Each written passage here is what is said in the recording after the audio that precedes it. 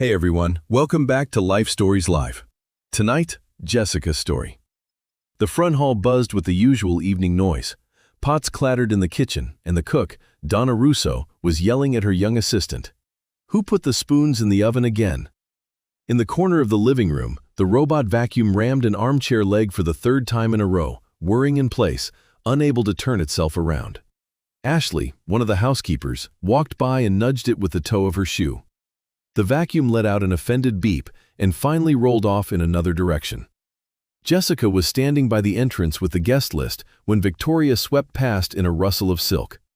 She stopped, spun a heavy set of car keys on her finger, the fob shaped like a little heart. She looked Jessica up and down the way you size up a new piece of furniture, trying to decide if it fits the room. "Remind me, what's your name?" "Jessica." "Jessica," Victoria repeated, trying the name out. "Pretty." She let go of her fingers. The keys hit the marble with a sharp clink and skidded to a stop at Jessica's feet. The maid nearby was suddenly very busy smoothing a wrinkle in the tablecloth. The security guard at the door studied the guest list with exaggerated interest. "Pick that up." Jessica looked at the keys, bent down, picked them up, held them out the way you'd hand a check back to a waiter. Victoria took them without a thank you, and then, just as suddenly, smiled again, warmly, and tucked a loose strand of hair behind Jessica's ear.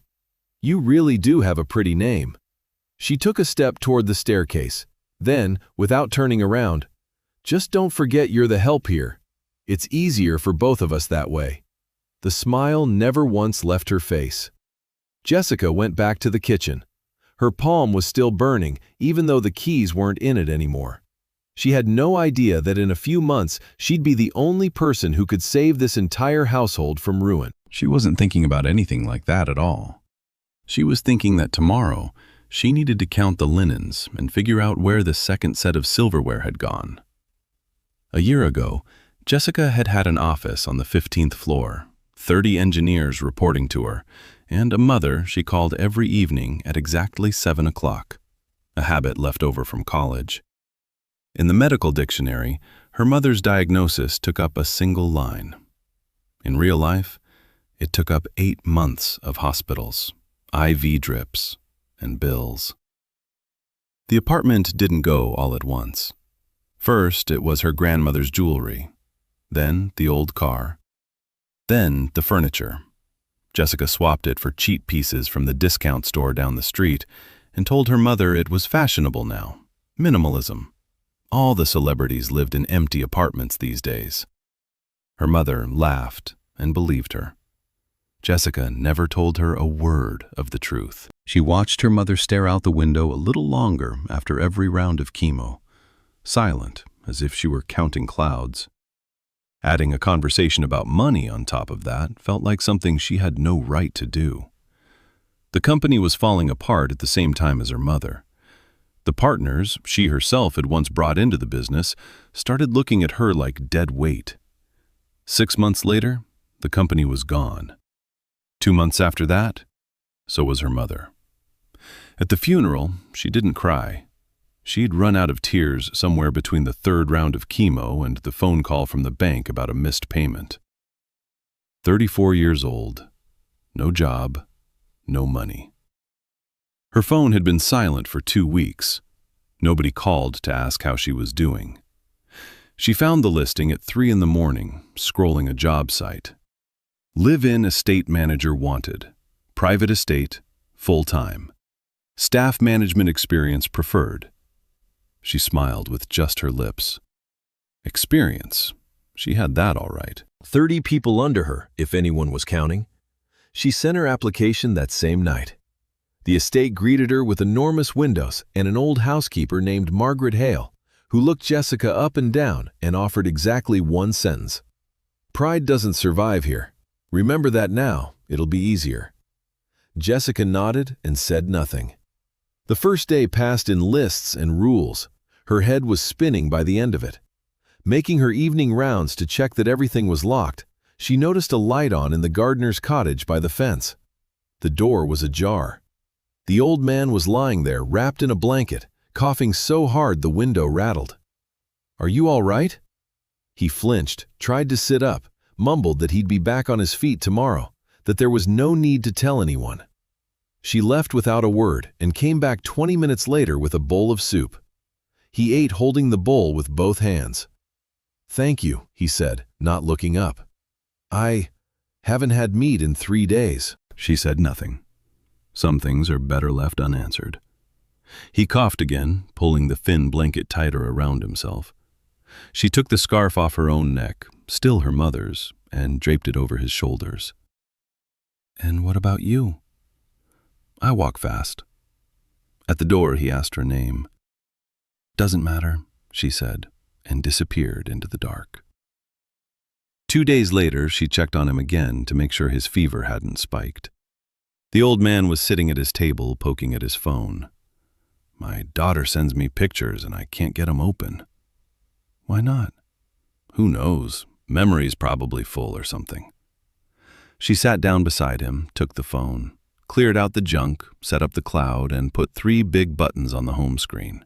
Photos, voice messages, call granddaughter. You tap here. Photos are here, voice messages here. And this one's the call button, just the one tap. The old man pressed the last one, uncertain. A little girl's face appeared on the screen, chocolate smeared on her cheek. "Grandpa!" The old man froze. Then his face broke into a smile, and a tear rolled down his cheek. "Maddie, my sunshine." Alexander happened to be walking past the cottage at that exact moment, hurrying toward his car, talking to one of his business partners on the phone. He didn't stop. He only caught a fragment as he passed. "Thank you, sweetheart. I haven't seen my granddaughter in a month." He lost his train of thought for a second, glanced back at the glowing window, and kept walking, never realizing what had just happened. Jessica went into her small staff room, quietly closed the door, and only then let herself breathe out. She pulled out her phone. Out of habit, she opened the chat with her mother. The last message had been sent nearly a year ago. "Don't forget to eat."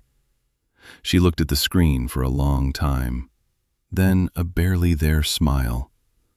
"I don't forget, Mom." She locked the phone and set it on the nightstand. Alexander Whitmore remembered the birthdays of every single person on staff. He shook the gardener's hand, unheard of among people who owned houses like this one. He wasn't perfect, though. That morning, he was rushing along with 2 cups of coffee, one for himself, one for his wife, phone wedged between his ear and shoulder, mid-conversation with a supplier. On the last step, his foot caught the edge of the runner, and he doused himself generously in coffee. "Ah, hell!" He laughed, looking down at the brown stains spreading across his shirt. "Well, there it is. Victoria's definitely going to kill me now." Ashley was passing by with a tray and froze, not sure whether to laugh or run for a towel. "It's fine," Alexander waved a hand. "I'm a professional at dousing myself in coffee. I practice every Friday." Ashley snorted. He winked and headed upstairs to change, still chuckling in his undershirt. The second he disappeared around the corner, Ashley turned to the other housekeeper mopping the front hall. "This is exactly why nobody ever quits this place." The other woman nodded without looking up from her mop. That evening, handing security guard Marcus an envelope with his bonus in it, Alexander didn't notice that Marcus's phone kept flickering on and off by itself. Jessica noticed, at dinner, when Marcus slapped his palm against the screen as if that might help. "My mom's calling and I can't see a thing," he grumbled. "Let me take a look." She popped off the back cover, peered inside. "Yeah, the contacts almost come loose. 1 second." She used the tip of a kitchen knife to clean the plate, snapped the wire back into place, and reassembled it. The screen lit up. "No way," Marcus whistled. "Where'd you learn to do that?" "Used to be my job," she said, and went back to her plate. Later, clearing the table, she opened the fridge to put away some milk and found a yogurt cup wrapped in tape, marked in thick marker, "Do not touch, Mrs. Whitmore's." "Don't get that one mixed up," Donna Russo whispered, walking past. "Last year, a girl got fired over that exact cup. Ate someone else's yogurt. packing her bags the next day. Jessica silently closed the fridge. In the front hall, Marcus, on duty by the door, reported to the guy taking over his shift. Robot went after the ficus pot again, third time this week. "Leave it alone," Ashley said, passing by. "The lady of the house says it senses the energy of the home. You're not supposed to turn it off. It'll get offended." Marcus and his replacement exchanged a look and rolled their eyes in perfect unison. Upstairs, in the bedroom overlooking the garden, Victoria was dialing a number saved in her phone as Brandon, accounting. "Ready for the transfer?" A pause. "Be more careful this time." "I think we've got a new employee who's a little too curious." She didn't mean Jessica. Not yet. But that was about to change. The Whitmore estate had been built by a timber baron at the turn of the last century, and little had changed inside it since, aside from the wiring. The library upstairs took up a whole wing of rooms. Alexander hadn't set foot in there in years, but once a month an old part-time librarian still dusted the spines and complained that books get lonely without a reader. A grandfather clock stood in the front hall, chiming every hour a few minutes late, as if dragging the time out on purpose. Walter Price had worked for Whitmore's company since the days when Alexander himself used to drive contracts around town in his old Toyota. A mug sat on his desk with faded lettering that read, "Best Accountant 2012, a gift from co-workers at some long-forgotten holiday party, worn pale from the dishwasher but never thrown out." He'd been sitting over the quarterly report for 3 hours straight. "Carol, come look at this," he called to his coworker at the next desk. "A transfer for $540,000. Purpose, consulting services. The receiving company was registered 3 weeks ago." "Maybe it's a new contractor," Carol shrugged, not looking up from her screen. "Maybe. 3 weeks is quite the track record for a consulting firm." He wrote up a memo, attached the printout, and dropped it off at the CFO's office. By lunch, he'd been summoned to see Victoria. She showed up at the office sometimes when she wanted her presence noticed. "Walt," she said without getting up from her desk, her tone level, almost warm. "You flagged the transfer to the new company." "Yes, ma'am. It struck me as odd that it was registered only 3 weeks ago." "It's a new legal entity," she explained calmly, no irritation in her voice. "The original company's been in business a long time. It's going through a restructuring, and part of its contracts are being reassigned to the new structure. I reviewed all the paperwork myself."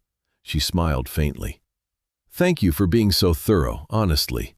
It's nice to know accounting doesn't just rubber stamp the numbers. If anything else comes up, come straight to me. No need to bother anyone else. People have enough on their plates as it is." Walter nodded, thanked her, and left the office fully convinced that he'd gotten to the bottom of it and had been worrying over nothing. Back at his desk, he skimmed the printout one more time. Restructuring, that made sense, a logical explanation, and Mrs. Whitmore hadn't hidden anything, had answered him straight. And yet he didn't file the printout away in the archive like he usually did. He set it aside in a separate folder, tucked at the very bottom of his desk drawer, somewhere he hadn't looked in months. That same evening, the local news ran a segment. Victoria Whitmore, in a beige coat, presenting a giant ceremonial check to the Wings of Hope Foundation. Her smile was perfectly even. A tear appeared right on cue in the corner of her eye. "It matters so much to me that every child knows someone out there remembers them," she told the camera. Walter, catching the segment on a TV in the lobby of the office building on his way past, didn't say anything. He just watched the screen a little longer than usual. Alexander barely showed up at the office those weeks. Negotiations with a new equipment supplier had kicked off, and they meant constant travel. He'd expected to close the deal in a week. He didn't close it in a week, or in 2. The blow-up at the estate started over a chicken. Donna Russo had oversalted the broth for an important dinner, and guests with high blood pressure got bland food instead of what had been planned. Victoria found out over dessert. "Who's in charge of the menu in this house?" she asked quietly. which somehow made it more frightening than if she'd shouted. Donna opened her mouth, but Jessica beat her to it. "That's on me. I didn't check the ingredients ahead of time." Donna stared at her, stunned. Checking the ingredients of a dish had never been part of the estate manager's job, and they both knew it. Victoria paused, weighing it, then nodded. "Check it from now on," and walked away. That evening, Donna pulled Jessica aside into the kitchen, where the air smelled like dough. "Why'd you do that?" "I'd have just gotten a talking to. I'm old. They're not going to touch me." "Well, now they're not going to touch me either," Jessica said, and went to go check the linens. "Thank you," Donna called after her. "Don't thank me," Jessica said without turning around. The days went on. Guests came and went. The robot vacuum made 2 more failed assaults on the ficus pot. The roses in the winter garden finally bloomed. Margaret checked on them every morning, like she had some kind of personal agreement with them. That evening, on her one day off, Jessica opened her banking app. The balance in her main account, as always, was nothing to be happy about. Part of it went to old debts, part to current expenses. She transferred the small amount left over from the month into a separate account she'd recently opened, one with a new name attached to it. My Own Shop. No explanations, no plans next to that line. Just a number that grew a little bigger with every transfer. She closed the app and went to bed without thinking about it any further, not until next month. A few days later, Jessica watched Victoria, unhappy with a dessert sample, pick up a plate holding a perfectly constructed mousse cake, the work of the young pastry chef they'd hired specifically for the event, and tip it into the trash in one motion. "Too sweet," she said, without tasting it. "Do it again." The pastry chef silently took back the empty plate. Jessica, standing by the door with the day's schedule in hand, didn't say a word, but she remembered that moment better than any comment ever aimed directly at her. Around then, Alexander came back from another business trip, nearly 3 weeks this time. One of his first evenings home, he passed by his office and saw the light on, his laptop, left running, frozen dead on a loading screen. "Come on," he muttered, tapping his finger against the key. "Buddy, come on, please." Jessica stopped in the doorway, having heard his voice. "Everything okay?" He looked up, smiled tiredly. "I've got a call with investors from Singapore in 40 minutes. And this thing decides now's the time to go on strike." Jessica walked into the office the same way she'd walk into any room in the house to check that everything was in order. "May I?" "Just don't tell me it needs to be turned off and back on again," Alexander said, sliding over. "I've already tried that about 5 times." "Sometimes that's exactly why it works," she said, sitting down at the desk. She glanced at the screen, at the endless spinning circle, at the list of processes running at the bottom. One of them was eating up more memory than the rest. The name meant nothing, something like a system service, but it was behaving suspiciously, sending data out in the background every few seconds. "You've got something running in the background here, chewing through your memory something fierce," she said, killing the process and removing it from startup. "Looks like malware. I've deleted it. Should run faster now." The screen blinked and came back to life. Alexander stared at the resurrected page like he'd just watched a magic trick. "Well, look at that. Fixed after all." Jessica looked at him. "Really?" "Of course." "Then why am I here?" Alexander held a straight face for a couple of seconds. "Moral support." "I thought I was here for the repair." "That too." Jessica shook her head. "You're impossible." "But the computer works now."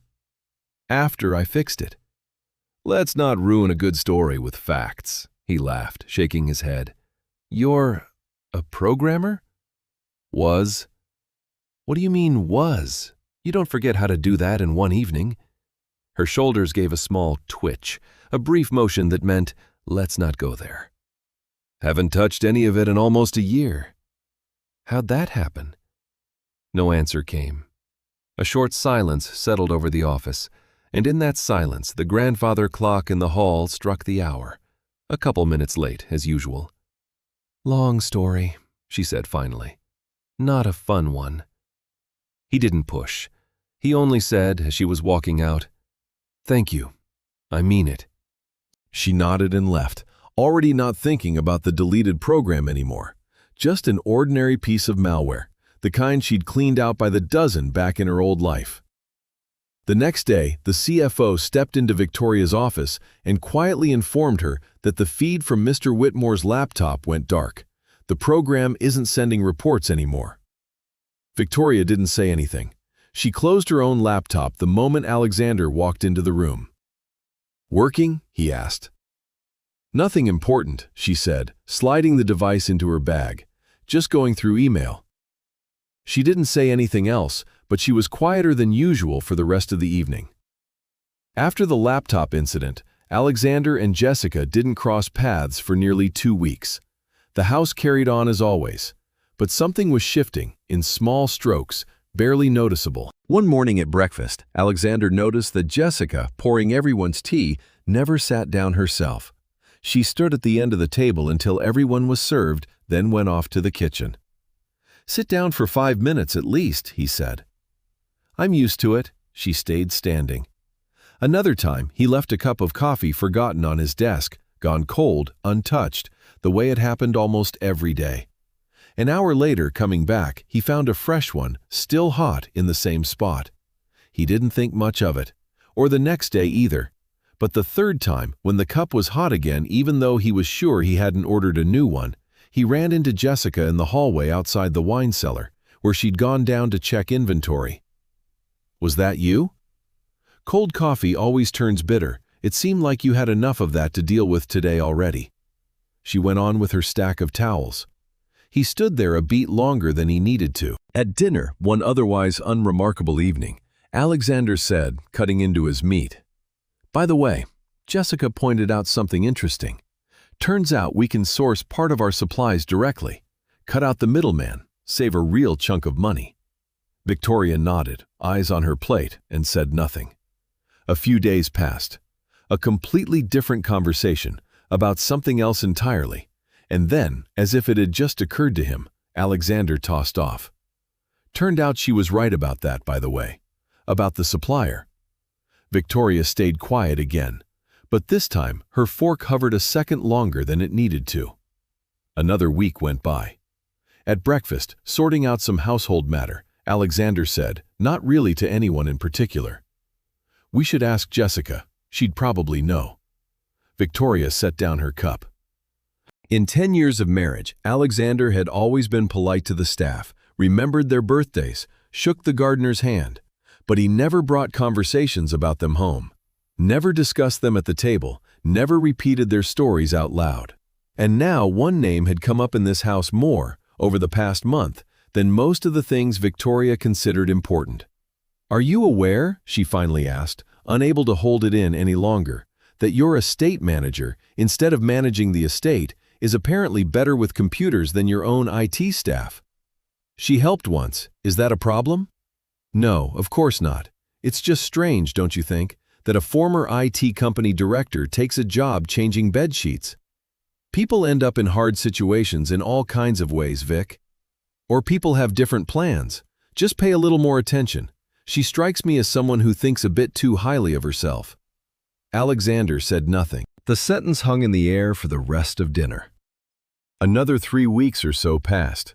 The roses in the winter garden started shedding petals, and Donna had her third and, this time, final falling out with the fish supplier. The competitor got the business now. Alexander found Jessica in the linen room, checking inventory against her list. "Can I ask you something?" he said, standing in the doorway with the look of a man who feels awkward asking. She looked up. "Something strange has been going on with the company server for 2 days," he went on. "Reports keep freezing. Our IT guy says it's a technical glitch, but I get the feeling he just doesn't want to dig into it. I could use a fresh pair of eyes. You're not even in our department. Maybe you'll catch something they missed." Jessica set down her list. "I haven't done that kind of work in a long time. I'm not asking you to fix it. Just tell me if I'm worried over nothing or not." She was quiet for a moment. "All right, just a look." Alexander nodded, thanked her, and left, relieved at least that he wouldn't have to wait a week for a proper specialist. Jessica stayed behind in the linen room, finishing her inventory list, already thinking about where she'd start looking at the system tomorrow. At the same time, across town, in an office overlooking the bay, CFO Brandon Keller's phone buzzed with a short text alert. He opened it, read a single line. He brought her into the system. He sat still for a few seconds, staring at the screen. Then he typed back a reply. Short, no names, no explanation. Got it. He set the phone down and went back to the report lying open in front of him. Once a quarter, the estate hosted a reception, the kind of evening for which Margaret pulled the best wine up from the cellar, and Donna stopped speaking to anyone but her Potts for 3 days beforehand. This time, about 40 people showed up. Partners, investors, a handful of business journalists. A live quartet played. Waiters in white shirts slipped between guests with trays, and the winter garden, strung with lights, looked for once the way its architect had intended 100 years ago. Jessica was supposed to be overseeing the whole event that night, the lists, the courses, coordinating the staff. But when one of the servers twisted her ankle on the stairs an hour before the guests arrived, Jessica had to pick up a tray herself. Victoria noticed almost immediately. "Oh, Jessica," she said, loud enough for the nearest guests to hear. "How convenient that you're organizing the whole event and playing waitress at the same time tonight. Saves on staffing costs. Alexander will appreciate that." One of the guests smiled politely, not quite catching the context. Jessica nodded silently and kept moving through the room with glasses. An hour later, when the conversation at one table turned to career highs and lows, a fashionable topic that season, Victoria, a little loose from the champagne, nodded toward Jessica as she passed with her tray. "By the way, we have a former director of an entire IT company working for us. Isn't that right, Jessica? Goes to show what happens when you run a business the wrong way." An awkward laugh went around the table, not because it was funny, but because staying silent in that moment felt even more uncomfortable. Dear friends, let's pause the story for just a moment. If you're already curious how this one ends, show your support with a like and a subscribe. It really matters to me. That's how I know which stories genuinely connect with you. And leave a comment telling me what city or country you're listening from right now. Every time, I'm amazed at how far these stories travel and how many different people gather here around just one story. Thank you for being here with me. Now, back to the story. Jessica stopped for exactly 1 second. The tray didn't waver in her hands. She looked at Victoria, then she looked at the guests. Red or white? The table went quiet. Victoria looked at her for a few seconds, then smiled, as if nothing at all had happened. "White, of course. I don't drink red after 10. Gives me a headache." Jessica poured the white wine into a glass, set the bottle back on her tray, and moved on. One of the guests watched her walk away. A second later, Victoria was already smiling at her companions again, picking the conversation right back up, as if the whole scene had never happened. Close to midnight, delivering the last round of drinks to a far corner of the winter garden, Jessica noticed Victoria standing by the window. Brandon Keller, the company's CFO, was standing next to her. Jessica only knew him by name and title. She'd seen him at dinner a few times, heard his name come up in conversations about accounts and reporting. She was about to walk past when she caught Victoria's voice. Quiet, nothing like the voice she used with the staff. "I missed you." Jessica stopped just for a moment. Victoria had her back to her. Brandon said something in reply, but the music swallowed the words. Victoria laughed softly. Jessica lowered her eyes to the tray and kept moving. She didn't say anything, not even to herself. She just filed it away. The reception wound down long after midnight, and once the last car had pulled out through the gate, the estate finally went quiet. A few strings of lights were still lit in the winter garden. Half-finished glasses sat on the tables, plates of dessert, crumpled napkins. The staff began cleaning up. Alexander went upstairs to his office alone, closed the door, took off his jacket and threw it over the back of a chair. He stood at the window for a few seconds, looking out at the empty driveway. Then he walked to the bar, poured himself a little wine, and sat down. Picked up the glass, didn't drink it. For some reason, Jessica kept appearing in his mind, tray in hand. And Victoria's voice. Goes to show what happens when you run a business the wrong way. Alexander set the glass down slowly on the table. He could have said something, could have stopped the conversation, could have at least gone up to Jessica afterward and told her Victoria had been out of line. He'd done none of it. He ran a hand over his face and let out a quiet breath. Damn it. The wine stayed untouched.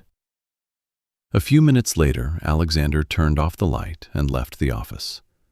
Jessica went to bed at nearly 3 a.m, and in the morning, for once, she slept through her alarm by 7 minutes. A rarity for her, though no one but her noticed. That afternoon, she found the time she and Alexander had agreed on a week earlier and sat down at the computer in his office. Not her own, a work laptop issued to her specifically for this task, with limited access to the company server. The first half hour turned up nothing unusual. Ordinary logs, ordinary errors, the kind that show up in any mid-size system. Ordinary logs, ordinary errors. A handful of old warnings that nobody, from the looks of it, had cleared in months. Jessica was about to close the log when one report caught her eye. The file had been signed off by Alexander 2 days earlier. She pulled up the edit history. The last change had been made after his signature. Jessica frowned. She checked the date again, then opened the file itself. The content was almost identical to what Alexander had signed. Only a few lines in an attachment had been changed. Nothing critical, not at first glance anyway. She checked who had made the change. The username was a generic technical account, one that meant nothing to her. Jessica jotted the document number down in her notebook, not because she suspected anyone yet. She just wasn't in the habit of letting things like that slip. Alexander appeared in the doorway. Find anything? She closed the file. Not yet. Nothing at all? Jessica thought for a second. There's one odd thing, but I don't know yet if it's actually odd. Then don't jump to conclusions. I'm not jumping anywhere. Alexander nodded and left. Jessica looked back at the screen, at the line with the modification date. Only then did she close the laptop. Margaret poked her head in, calling her for lunch. Jessica shut the laptop and left the office, tucking a slip of paper with the address into her apron pocket. Over lunch in the kitchen, the talk was all about the reception the night before. Who dropped what? Who fought with whom? The injured server complaining about how she wouldn't be able to wear heels for a week now. "So what were you doing running around with a tray yesterday?" Ashley asked Jessica, spooning potatoes onto her plate.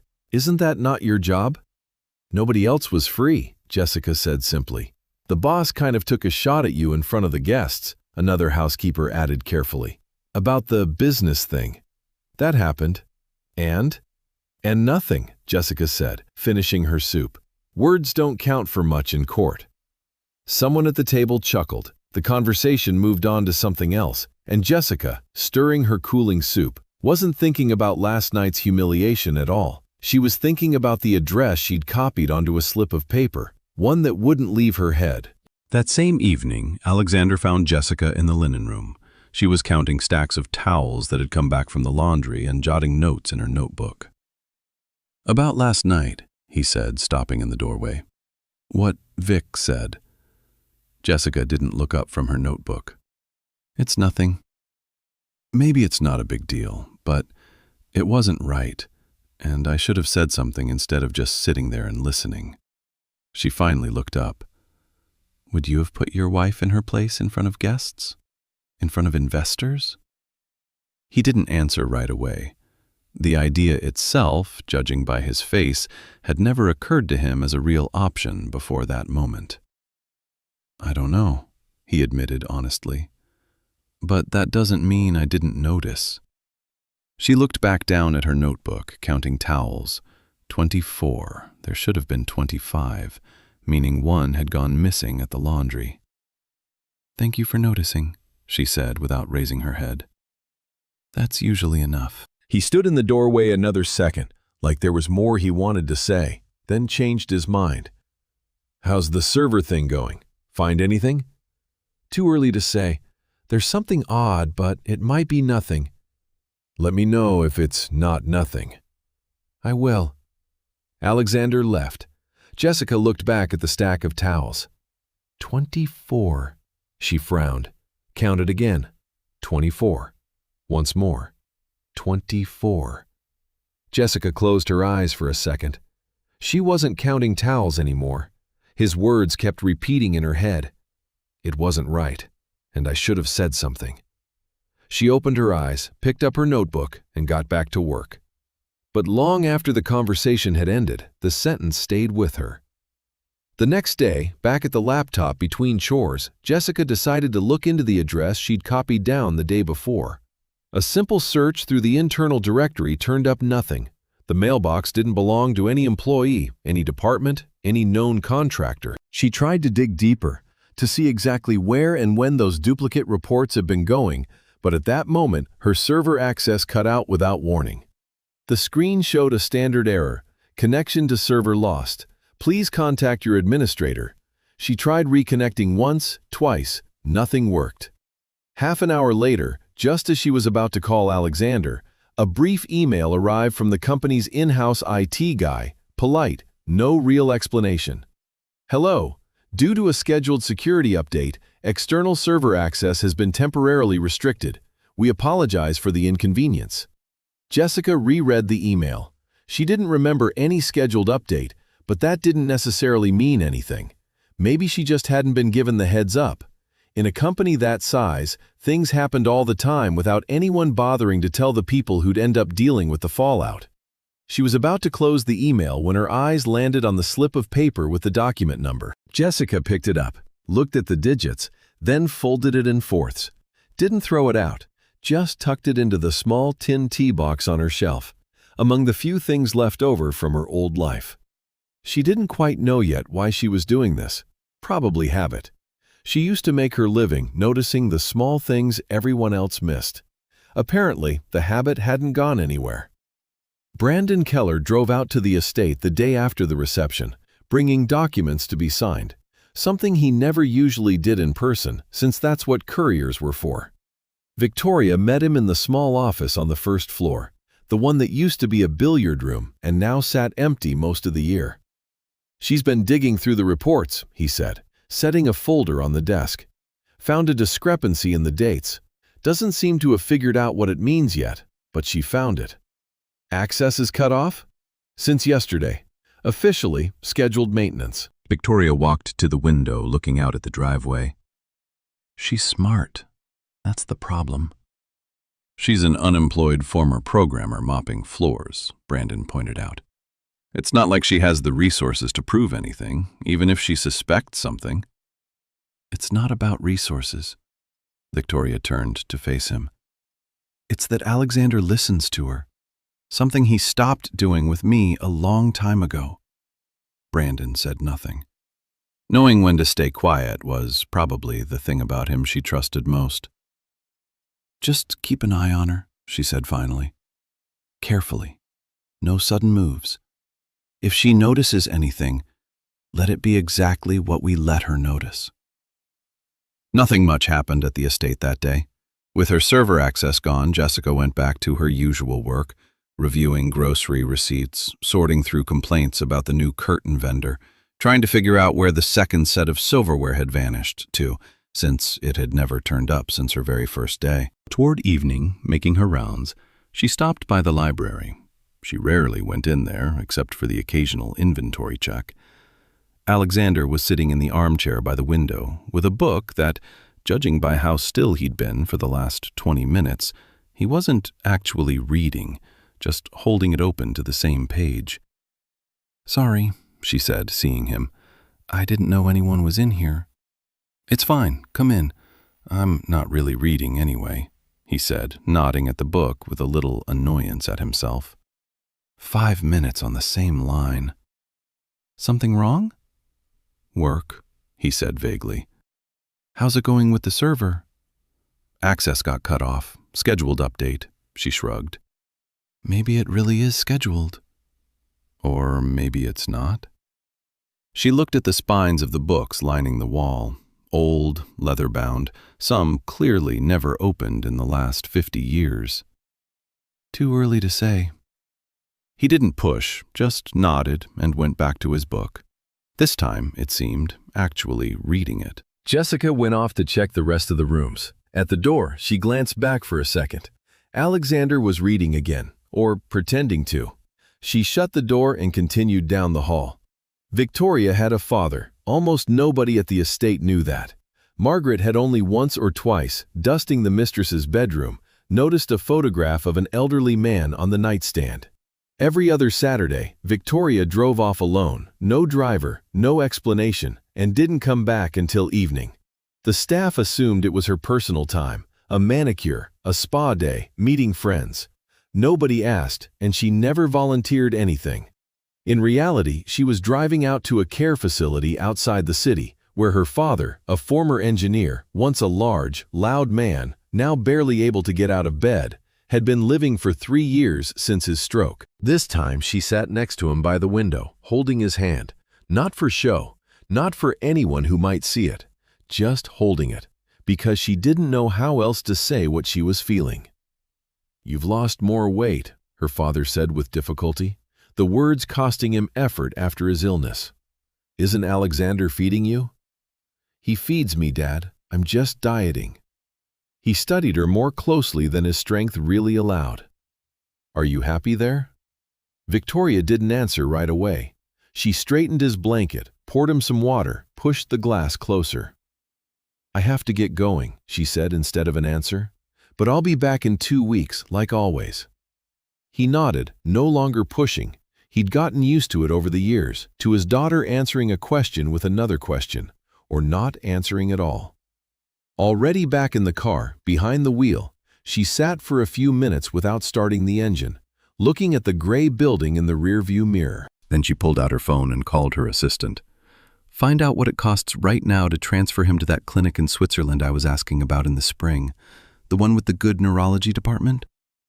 She listened to the answer, thanked her assistant, and started the car. Taking care of her father was hardly what you'd call a profitable investment. But somewhere inside her, that part of herself had stayed untouched, like a room in a house nobody visits anymore, but nobody sells either.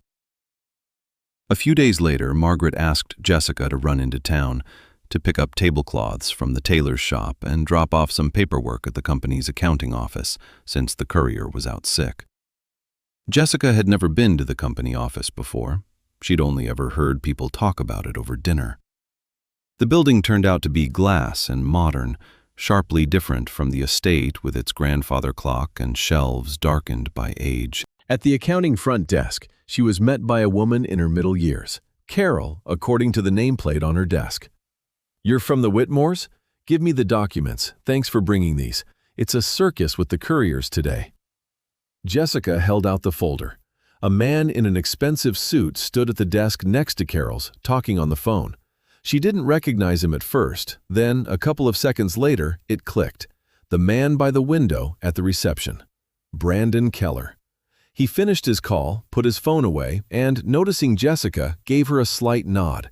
The polite kind you give someone you'd met once, briefly. "You're from the estate, aren't you? The estate manager?" "Yes." "Jessica, is it?"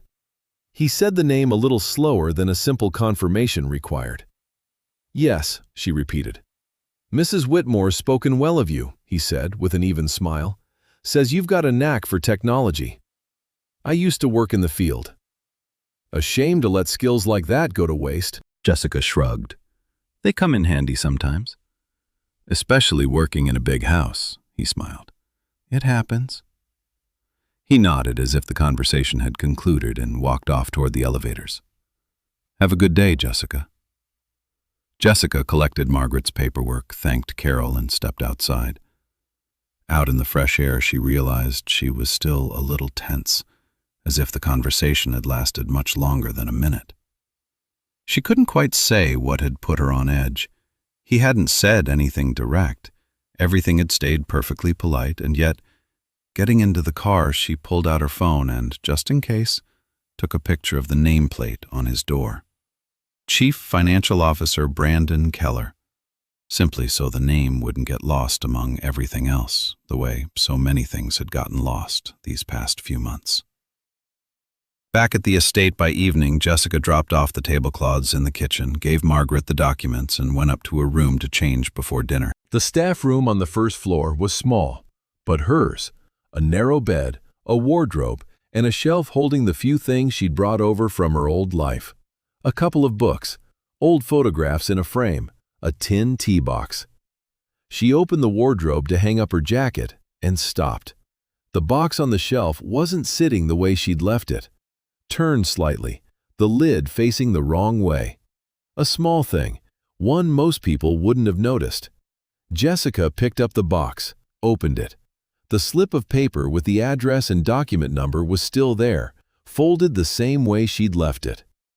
She stood there a moment, looking at the contents of the box.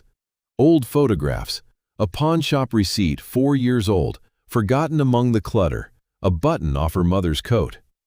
Maybe she'd bumped the box herself that morning, rushing to tidy up. Maybe the housekeeper cleaning her room had knocked the shelf with a rag. Or maybe not. She closed the box, set it back, this time deliberately turning the lid a way she'd remember. Coming down to dinner, Jessica acted as usual, pouring tea, standing at the end of the table, listening to Alexander talk about some new business partners, nodding in the right places. Only right before falling asleep did she think of the box again. And suddenly, she thought of something simple. If she'd turned it herself that morning, by accident, she should remember doing it. And she didn't. Jessica lay in the dark for a long time. Then she reached for her phone, checked the time, and set it back down. "You're being silly," she said quietly to herself. But the next morning, the first thing she did was check the box again. 2 days later, Victoria summoned Jessica, not through Margaret, the usual way orders were passed along, but in person, catching her in the hallway by the stairs. "Jessica, come in for a minute." Victoria's office on the second floor was bright, overlooking the rose garden. Jessica had only been in there a couple of times on household business. "Sit down," Victoria said, though she didn't sit herself, staying by the window. Jessica stayed standing too. "Suit yourself," Victoria gave a small shrug. "Here's what I've been thinking. You've been taking on too much that isn't really your job. The menu, staff issues, and now this whole thing with Alexander's server. Mr. Whitmore asked me to take a look himself." "I know, but we have an IT employee on staff. We pay him a salary for exactly that. Your job is the house, not my husband's computers." She said it evenly, without irritation, just stating a fact. "I want you focused on your actual responsibilities. Let the people who are supposed to deal with the server deal with the server." "All right," Jessica said after a short pause. "Understood." "Good." Victoria smiled, that same smile you could never quite read anything definite behind, and turned back to the papers on her desk, making clear the conversation was over. Jessica left the office. Nothing about the conversation had been outright threatening, just the ordinary request of the woman running the house, perfectly reasonable on its own terms. And yet, going down the stairs, she felt like a door that had only just started to open was closing again, this time quietly, politely, without any noise at all. She didn't say anything to Alexander, not because she was hiding it. She just didn't see the point of pulling him into a conversation she didn't fully understand herself. She went back to her usual work, inventory, menus, sorting through complaints about the new curtain vendor. The one thing she allowed herself was, that evening, to pull out her phone and text an old college friend she hadn't talked to in about 3 years. "Hey, "Can I ask you something technical, if you have a minute?" The reply came an hour later. "Of course, go for it." She didn't get into much detail, just described the general setup, no company names, no names at all, and asked whether duplicate reports going out to an outside email address could be an ordinary technical glitch, or whether that usually meant something more serious.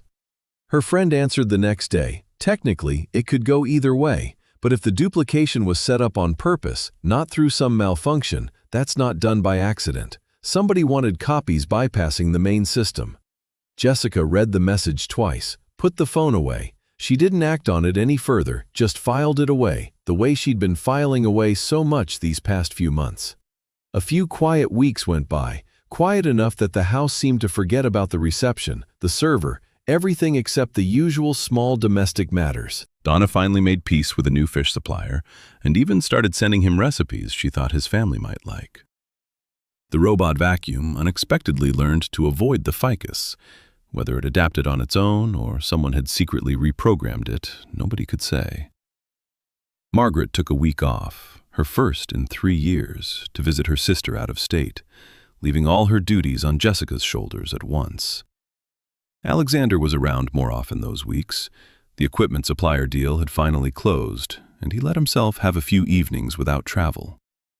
One of those evenings found him back in the library, this time with a genuine intention to read, rather than hiding from his thoughts behind an open book.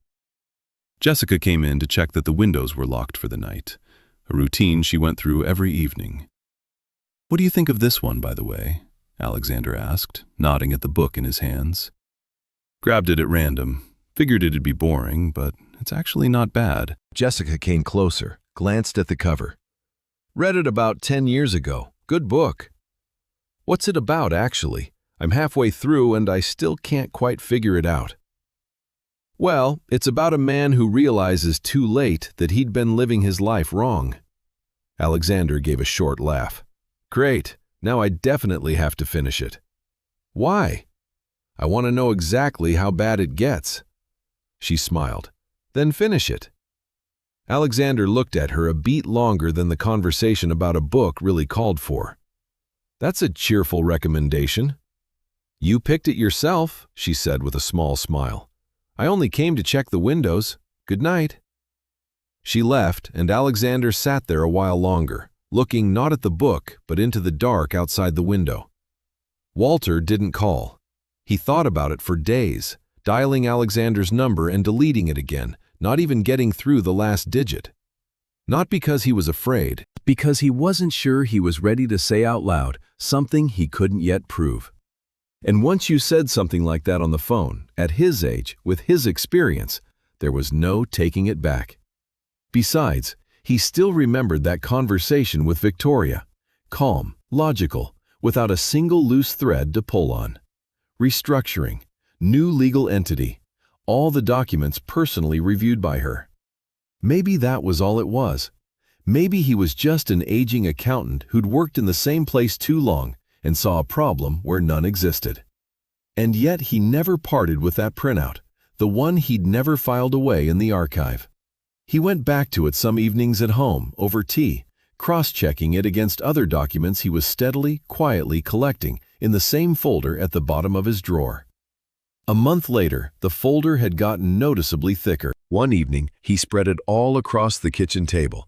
Transfers, dates, company names, and stared for a long time at a mosaic that refused to add up to a clear picture, but also refused to fall apart on its own. He wasn't a detective, he wasn't a journalist, he was an accountant who'd worked with numbers for 30 years, and that night the numbers weren't adding up right. He still didn't call.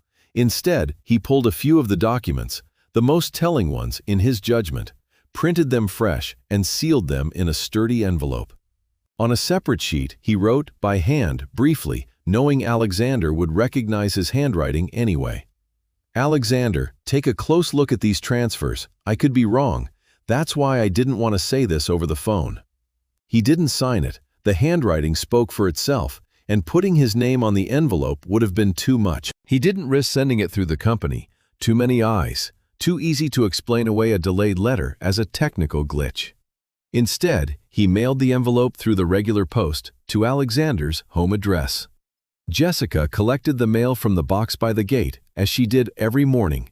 And among the bills and flyers was a thick envelope, addressed by hand, to Alexander Whitmore, personal. She brought it to the office and left it on the desk, unopened. Reading the master's personal correspondence wasn't her job. Alexander opened it that evening, with her in the room.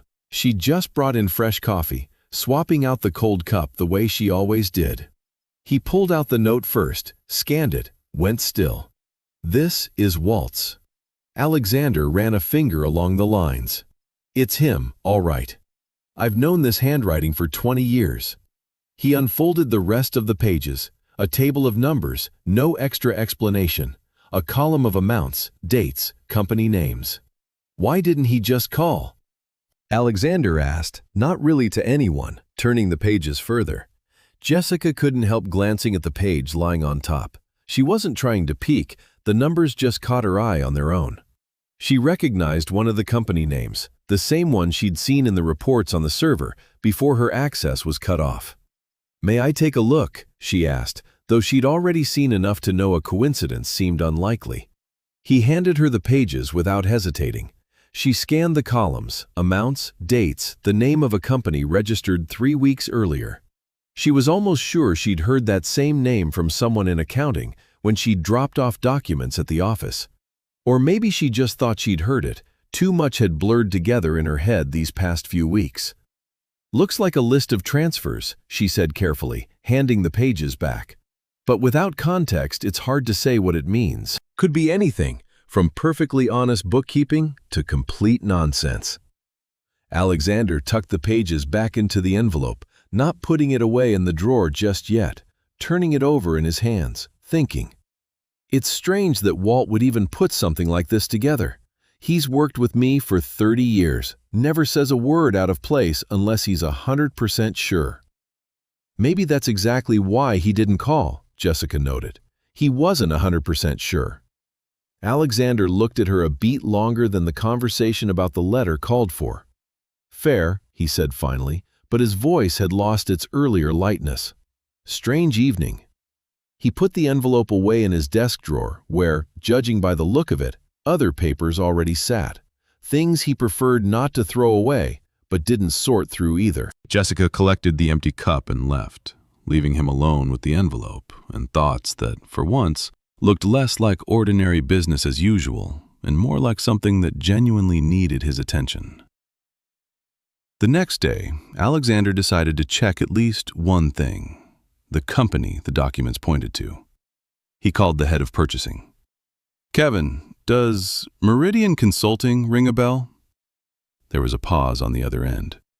"Sure, we're working with them on the new project." "For long?" "Under this legal entity? Not long. They were just reassigning part of the contracts. Why do you ask?" Alexander glanced at the papers laid out in front of him. "No reason. Walt raised some questions about payments." "It's fine over here, Alexander. I signed off on the paperwork myself. Mrs. Whitmore was in the loop too. As far as I understand it, it's just a standard restructuring." Alexander thanked him and hung up. He sat still for a few seconds, then leaned back in his chair. So maybe Victoria really had been telling the truth. New company, new legal entity, contracts being reassigned, nothing criminal. He gathered the papers back into the envelope and put it away in the drawer. He could have stopped right there, and Alexander nearly did. Only one thing kept nagging at him. Why had Walt spent an entire month compiling all this, unable to simply shake it off? But Alexander didn't have an answer to that yet. That night, Jessica couldn't sleep. The company name from the letter matched what she'd seen in the reports. She was almost certain now. But almost certain wasn't certain. And going to Alexander with theories built on fragments of memory and someone else's anonymous letter felt premature. Especially after Victoria's "focus on your actual responsibilities."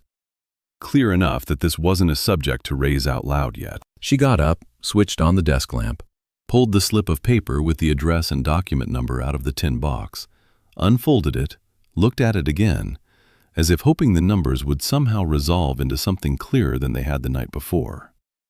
They didn't. She put the slip away, lay back down, but didn't fall asleep right away. In the morning, heading down to breakfast, she ran into Alexander in the hallway. He looked just as sleepless, dark circles giving away a bad night. "Bad night for you too?" he asked with a crooked half-smile. "A bit."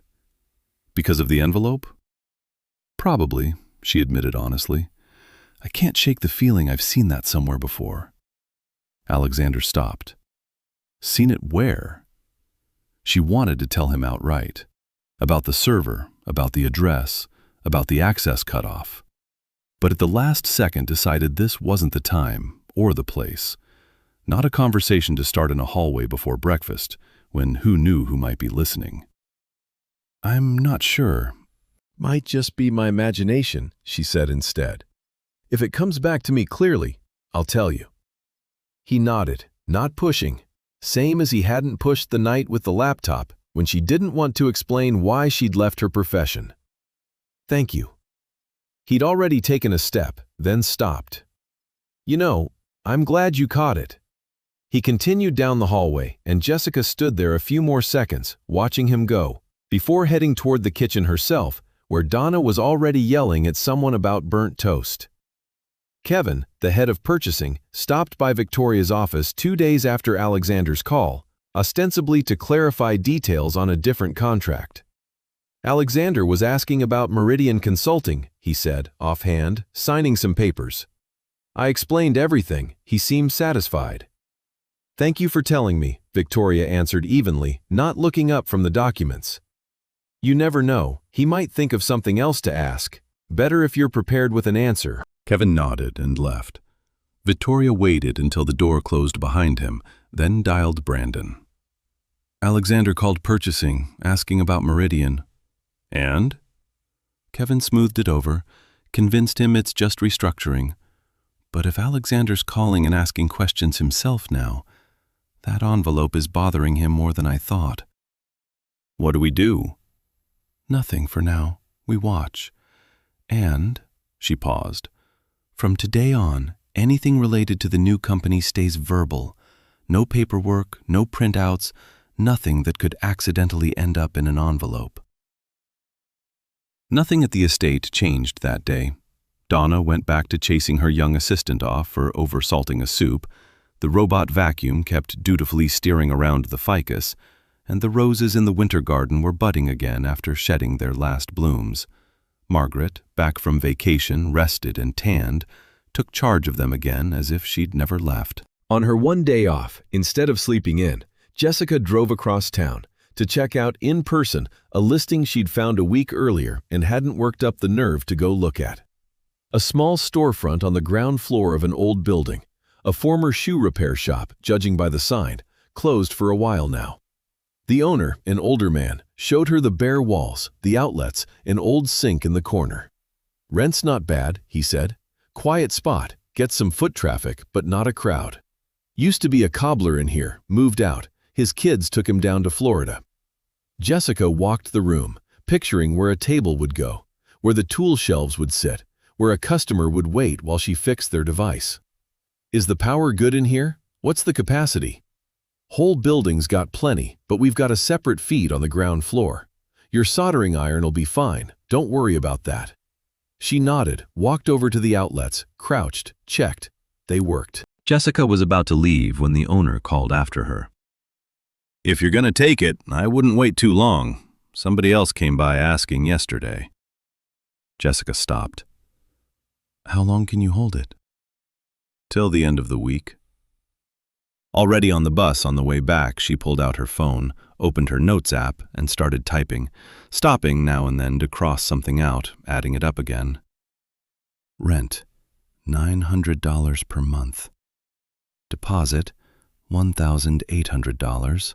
Table, from $400. Tools, minimum, $1,200. Total to start, around $4,300. She looked at the number, then at the balance in the separate account she'd opened a few months earlier. It didn't add up. She was short nearly half. It didn't upset her. She just closed her notes, leaned back in her seat, and smiled the rest of the way home. Not because she'd solved the problem, but because for the first time in a long time, she was doing math about something that could one day be hers, instead of how to make it to the next paycheck. Back at the estate that evening, she ran into Alexander at the entrance. He'd just come back from a walk in the park, in a plain jacket, no suit. "Went somewhere?" he asked in passing, nothing behind the question but ordinary politeness. "Personal errand," she said, without elaborating. "Good trip?" She thought for a second, choosing her words. "I think so." He nodded, didn't ask further. "I was out and about all day myself, mostly. Sometimes it's good to get out of the office," he said instead, as they climbed the steps together. Jessica nodded, didn't press for details, the same way he hadn't pressed her for details about her trip. They walked on in silence, each lost in their own thoughts, but it wasn't an awkward silence, more the calm kind of quiet possible only between people who don't need to fill every pause with words. Brandon Keller ordered a standard background check, a routine step he took with any new hire who had access to even part of the company's internal systems, even a temporary one. The report came back 2 days later. Jessica Morgan, 34, former director of IT for a company that had been dissolved a year and a half earlier due to financial trouble. No criminal record, no active lawsuits. Credit history, a few late payments, since resolved. He read the document twice, leaned back in his chair. Nothing incriminating, nothing he could use. Just an ordinary story about someone whose luck had run out. Recommendations from former colleagues attached to the file as a formality all said essentially the same thing. Attentive to detail, catches what others miss, doesn't leave things unfinished. He drove out to see Victoria in person, set the folder on her desk. There's nothing to use against her. Nothing at all? Nothing. No record, some old late payments, nothing serious, no old connections that could surface awkwardly. Just someone who couldn't get back into her field after the company collapsed. Victoria flipped through the report, lingering on the page with the recommendations. Does she have a weak spot? No, nothing significant anyway. A pause. Then leave her alone. Brandon looked at her, surprised. Leave her alone? If I fire her now with no cause, Alexander's going to ask why, and I don't have a good answer. She set the report aside, walked to the window. She's not fighting me. She isn't even trying. That's the problem. With someone who attacks, I know what to do. But she just exists nearby. Victoria made a small gesture, as if searching for the right word. Too visibly. So what do you suggest? Nothing. For now. Brandon frowned slightly. And if she makes a mistake herself? Victoria turned to face him. People always make mistakes sooner or later, Brandon, especially when they think they're trusted. He didn't follow at first, but once it landed, he nodded slowly without further questions. You want it to look like her own mistake. I want Alexander to reach the conclusion, on his own, that he was wrong about her, Victoria said calmly, no pressure in her voice, as if discussing something long since decided rather than a plan that had just formed, right there in that room. That's more reliable than any firing. Brandon picked up the folder, said goodbye, and left. Victoria stayed by the window a while longer, looking down at the rose garden, where the gardener was slowly pruning the bushes, getting them ready for the next blooming season. Then she picked up her phone, opened her chat with Brandon, and typed a short message. Time to start. Sent. She put the phone in her pocket and went down to dinner, right on time, as always, hair perfect, as if the whole conversation had just been another part of a normal workday. A few days later, the company's IT guy, a young man named Connor, stopped into Alexander's office with unexpected news. Mr. Whitmore, the system update's finished. Access is fully restored. You can check the reports again. Good, thanks, Alexander said, not paying much attention. Let Jessica know. She was looking into it. Connor nodded and left, not knowing that the instruction to restore access hadn't actually come from him at all, but from a short email sent down from the CFO's office. Restore full server access for the estate manager's account. Let her see whatever she wants to see. Brandon didn't explain anything to Connor when he sent that message, and Connor didn't ask. used to carrying out instructions from above without extra questions. That same day, a little earlier, Brandon had driven out to the estate, supposedly on business related to Alexander's quarterly report, and stopped by the small office on the first floor where Jessica usually worked on the company laptop. She wasn't there, off checking on the laundry. The laptop sat closed on the desk. Brandon looked at it, then at the door leading to the hallway. He took out his phone, snapped a photo of the powered-down monitor, not the laptop itself, just the workspace, put the phone away, and left. Already back in his car, he texted Victoria. "Access restored. She'll handle the rest herself." The reply came back short. "Good. Don't rush her." Jessica noticed her access had been restored a day later. The next time she opened her work laptop out of habit to check her email, she saw the report folders were accessible again. Her first instinct was to close everything and leave it alone. Victoria had made it clear a month ago that this wasn't her business, that it was for the people who are supposed to deal with it. But then she remembered Walter's envelope sitting in Alexander's desk drawer, remembered the company name she'd now seen in 3 different places. Too many coincidences to write off. She opened the archive of reports going back 6 months, the one she hadn't gotten a proper look at the first time, and this time, no one cut off her access. The duplicate reports going to the outside address, the ones she'd first noticed weeks earlier, turned out not to be a one-time thing. It happened regularly, every few weeks, always on days when large payments went through.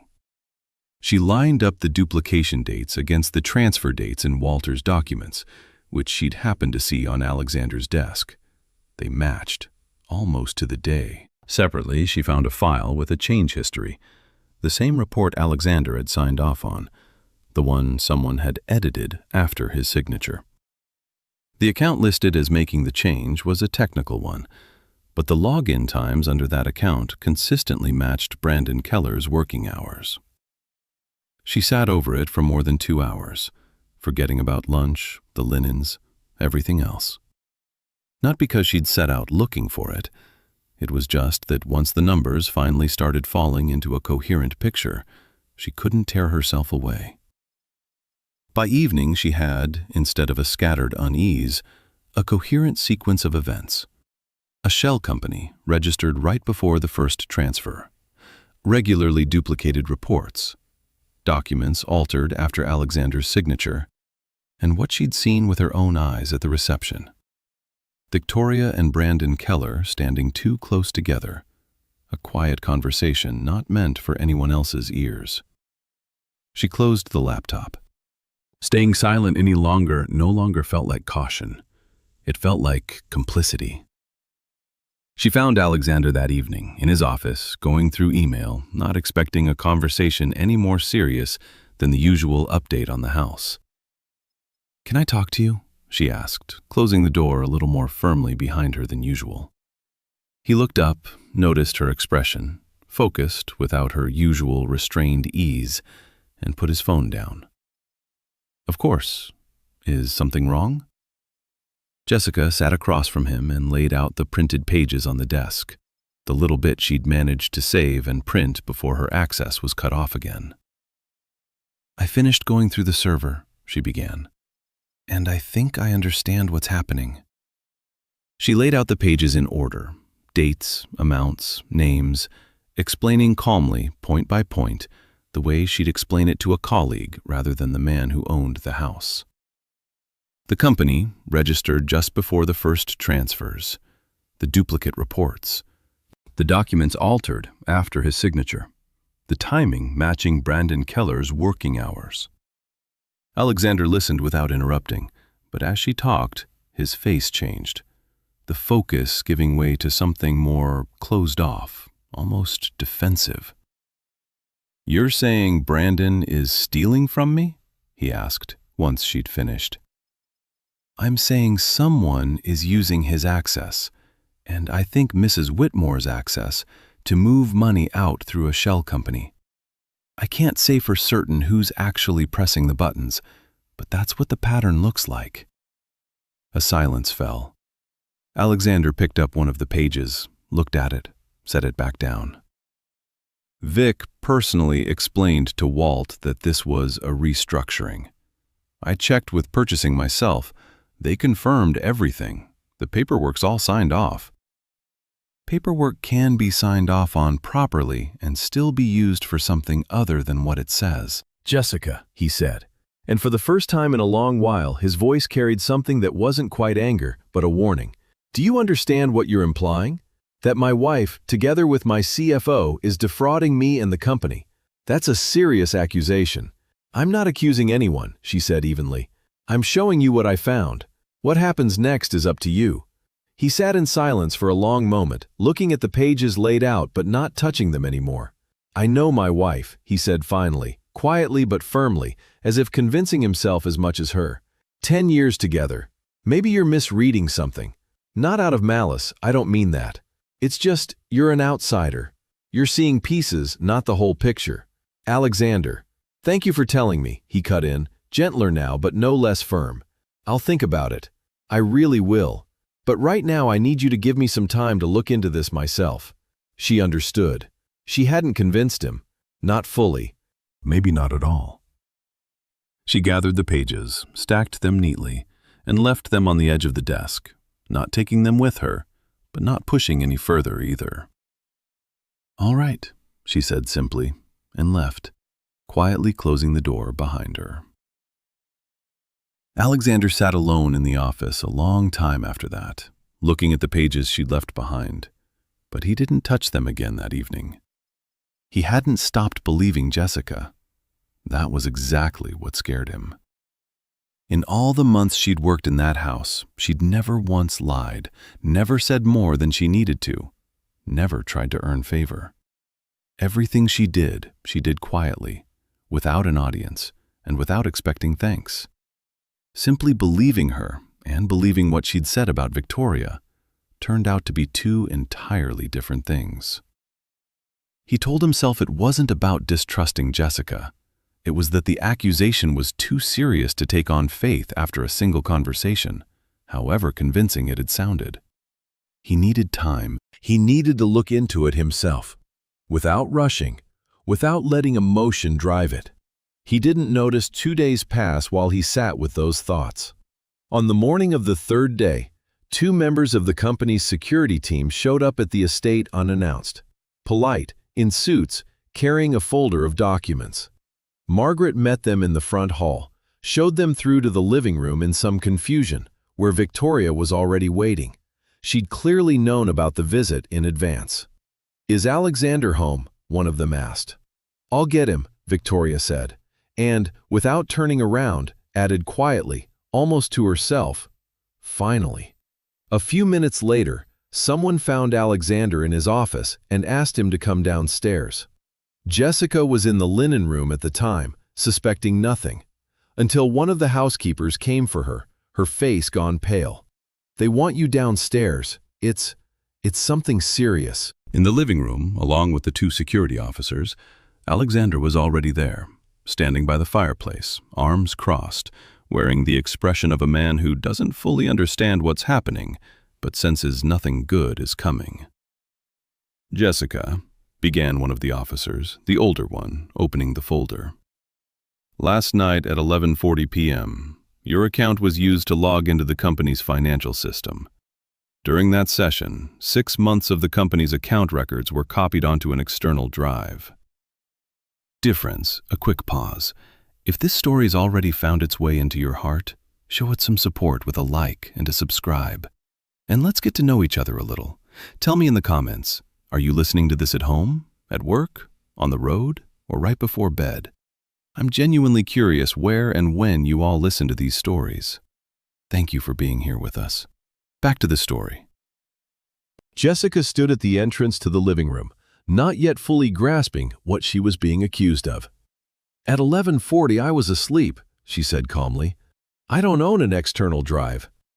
It's your account, your password. I'm not the only one who knows my password. The system administrator has access too." The younger officer set a printout on the table, a login log, timestamps, and IP address. The login came from the home network of the estate, from a device registered under your name in the system. Jessica looked at the printout. The numbers and times were listed precisely, convincingly, without a single visible crack, which was exactly why simple denial wasn't going to make them go away. "I didn't do this," she said again, quieter but just as firm. Victoria, who had been silently watching from the doorway, took a step forward. "I'm very sorry," she said, and there wasn't a trace of triumph in her voice, only a careful sort of regret. "But facts are facts. We have to look into this." Alexander finally spoke. "Wait, can we just check the security cameras?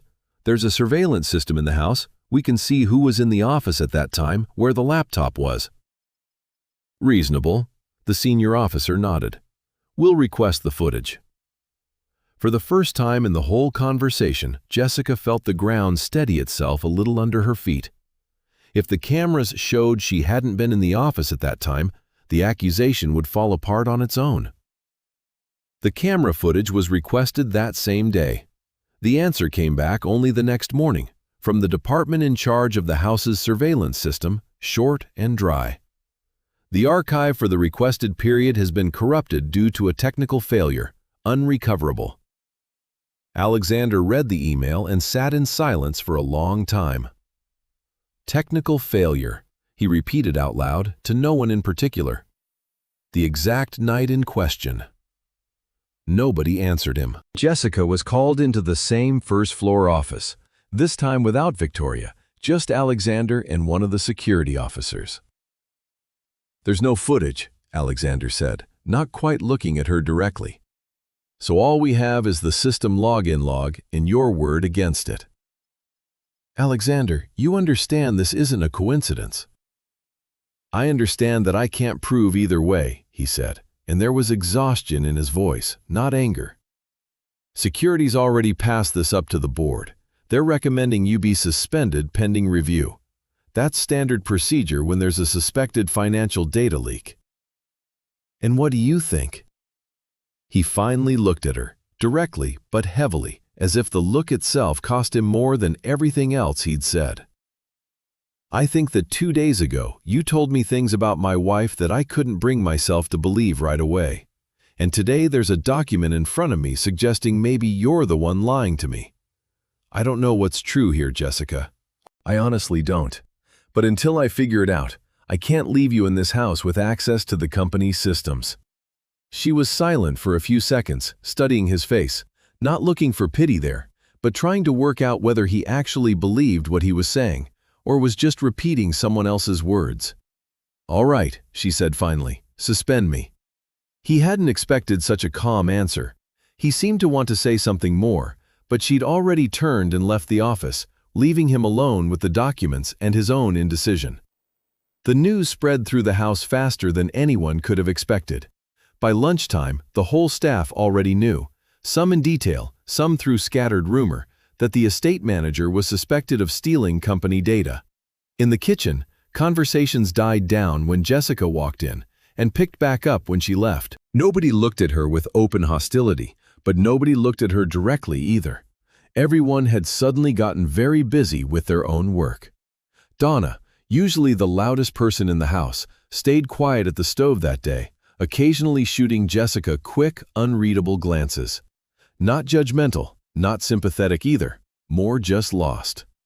Only Marcus, the guard, stopped her in the hallway, lowering his voice. "Listen, I don't believe it. There's no way you did that." "Thank you," she said quietly. "Really. If you need anything, say so." She nodded, thanked him again, and kept walking toward her room. But those few words, said in an empty hallway, meant more to her right then than they might have meant on any other day. That evening, she sat in her room, looking at the tin tea box on the shelf, where the slip of paper with the address and document numbers still sat. The only physical proof she'd found anything at all, before everything turned around and came back at her instead. She pulled out her phone, opened her banking app. The separate account still held the money she'd been saving for the shop. The number was still a long way from what she needed. She closed the app, not sure whether that number would end up being more useful now than she'd planned, or not useful at all. The next morning she was called into the office, officially this time, with suspension paperwork that needed her signature. Alexander sat at the desk. Victoria stood by the window. The security officer held the folder. Jessica signed the papers silently, without a single extra word, and handed back the pen. "Your badge and the keys to the staff areas, please," the officer said, not looking at her, as if this were the most routine formality in the world. She took off her estate manager's badge, a simple card with her photo and name, and set it on the desk. Pulled a set of keys from her pocket, to the linen room, the pantries, the wine cellar, the same set she'd been responsible for all these months. She set them down next to the badge. Alexander looked at the keys, and something in his face shifted, as if he'd only just remembered, looking at that bundle of metal on the polished wood of the desk, another set of keys, once thrown at the feet of this same woman on her very first evening in this house. "Thank you," Jessica said, and her voice was steady, without a single crack. "That at least here I won't have to look at the floor anymore." She turned and headed for the door. "Jessica, wait!" Alexander called after her, standing up. She stopped in the doorway, but didn't turn around. "I don't know what to say." She stood with her back to him for a few seconds. "Then don't." And she left. He couldn't find anything to say after that. The words that might have changed something required a kind of courage he didn't have in that moment. She walked out without waiting for him to find it. In the hallway, Ashley, the other housekeeper, and the old part-time librarian, who happened not to be in his library at that particular hour, all watched her go. None of them said a word, but there was no contempt in their eyes, no pity either. There was something else, quieter, something like respect that didn't need words to be felt. The house without Jessica became a different place, not all at once, but gradually, through the small things that used to feel like they simply took care of themselves. At breakfast, Ashley poured the tea now, hurried, spilling it, apologizing every time. The coffee on the desk in the office went cold and stayed cold. Nobody came to swap it out for a fresh cup, and Alexander himself either didn't notice or didn't want to admit to himself that he did. 3 days after she left, he was sitting in his office late one evening, going through email, when he came across the message from the surveillance department, the one about the technical failure in the archive. He read it again, unhurried this time, without the board of directors breathing down his neck. The archive for the requested period has been corrupted due to a technical failure. He'd never known much about technology. That had always been someone else's job. He had a whole staff of specialists for that. But something about the wording of that email, too smooth, too convenient, lodged in him the same way a similar smoothness had once lodged there when Victoria explained the restructuring. He opened the company directory, found Connor's contact, the young IT guy, and wrote to him personally, not through the office channels, straight to his personal phone. "Could you come by the estate tonight? Not for work, personal matter." Connor showed up an hour later, a little thrown by the unexpected invitation. He usually only dealt with Alexander on work matters, and even then mostly through notes from his secretary. "Mr. Whitmore, is something wrong?" "I need you to look at an archive. Not for a report, not for the record. I just need to understand what actually happened."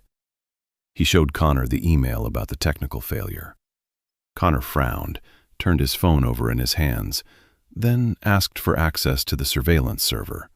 Not the one they'd officially requested footage from, but a backup storage system that, according to him, few people even knew existed.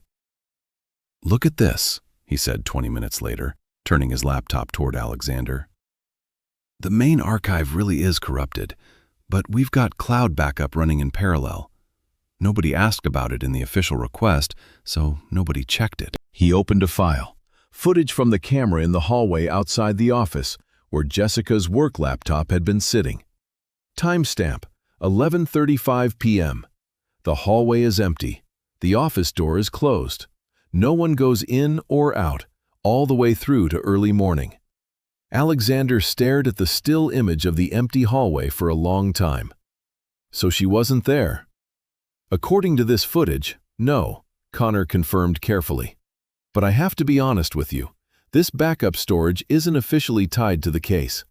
If you try to present this as evidence, company lawyers might say it doesn't follow proper chain of custody procedure or something like that.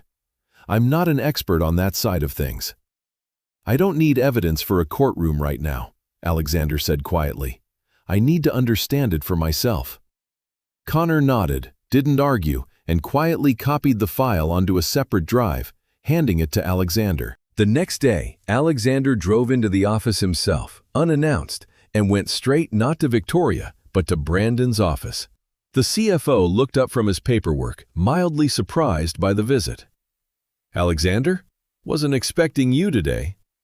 I have camera footage, Alexander said, sitting down across from him without an invitation.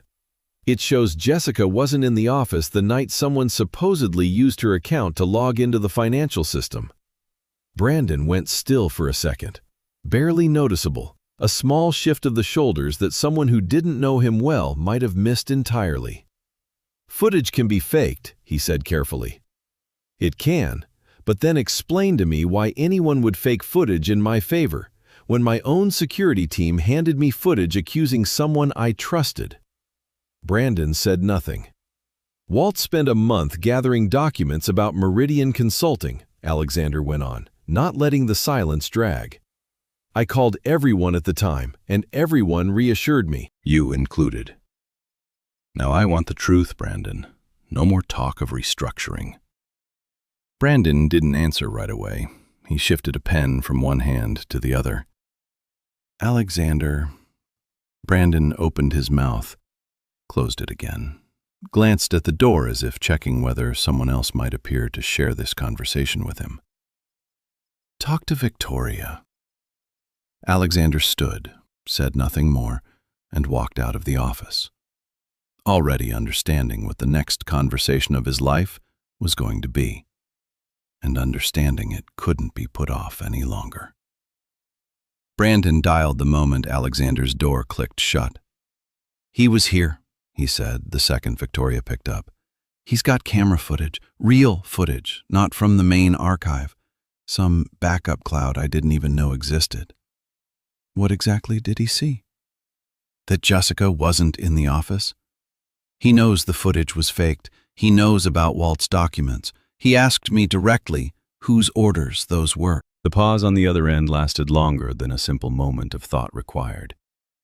And what did you tell him? Sent him to you, Brandon answered evenly. There wasn't anything else for me to say. Victoria let out a breath, short, almost silent, but he caught something in it he'd never heard from her before. Not quite panic, but close to it.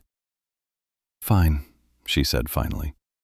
We'll handle it, same as always. You stick to the restructuring story, I'll back it up. We'll see from there. Vic, he has footage. Footage doesn't prove anything on its own. Without the documents, without direct testimony, it's just a picture from a camera. We've weathered worse than this.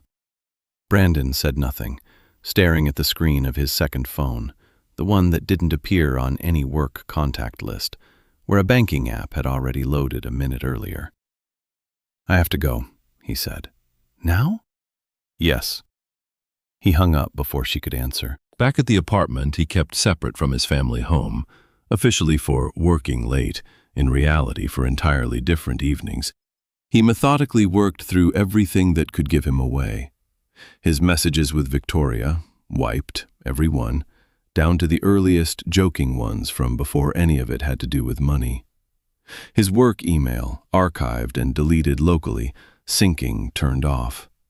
Documents he'd kept as insurance, in case Victoria ever tried pinning the whole thing on him, moved onto a flash drive, the paper copies burned in the sink one at a time, until nothing was left but ash, rinsed down the drain. Whatever money was still sitting in accounts tied to Meridian Consulting, he moved out in several transfers to accounts in another jurisdiction, quick, practiced, without a moment's hesitation.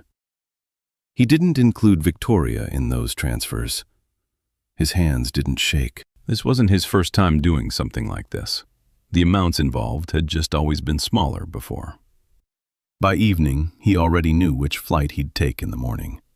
He booked it through a private travel service he'd used before, paying for it out of an account that wouldn't draw attention, quietly, without explanation, leaving as little of a trail as he could manage. Victoria came to see him herself, around 10 that night, without calling first. The first time in a long while she'd let herself show up unannounced. She let herself in with her own key. Lights were on in the bedroom, where, on the bed, an open suitcase sat, half-packed. "What is this?" she asked from the doorway, though the answer was obvious at first glance. Brandon didn't turn around right away, folding shirts carefully, as if he had all night in front of him instead of just a few hours. "I'm leaving." "Where?" "Don't know exactly yet." She stood in the doorway, looking at the suitcase, at the clothes laid out, at the empty shelf in the closet where a box of documents used to sit, one she'd once glimpsed briefly and never thought twice about. "We'll leave together," she said, and for the first time all evening, there was something like a request in her voice, not an order. "Lay low somewhere until it blows over. Sort it out after, like we always do." Brandon closed the suitcase, looked at her, for the first time in the conversation, directly, without hurrying. "Vic." "You said we'd leave together," she said, quieter. "You said it more than once." "I said a lot of things." The sentence hung in the room, plain, short, stripped of any drama, and landed heavier for it than any long explanation would have. Victoria was quiet for a few seconds, as if waiting for something to soften those words. Nothing came. "You're leaving me," she said. Not a question, a statement. "I'm thinking about myself," he answered evenly, zipping the suitcase closed, "the way you would in my place. You're the one who taught me that, if you remember." She had nothing to say to that. She stood in the bedroom doorway, watching the man she'd risked everything for, her marriage, her reputation, her future, methodically fasten the last straps on his suitcase without so much as another glance in her direction. "The cab's already here," he said, checking his phone. "I have to go."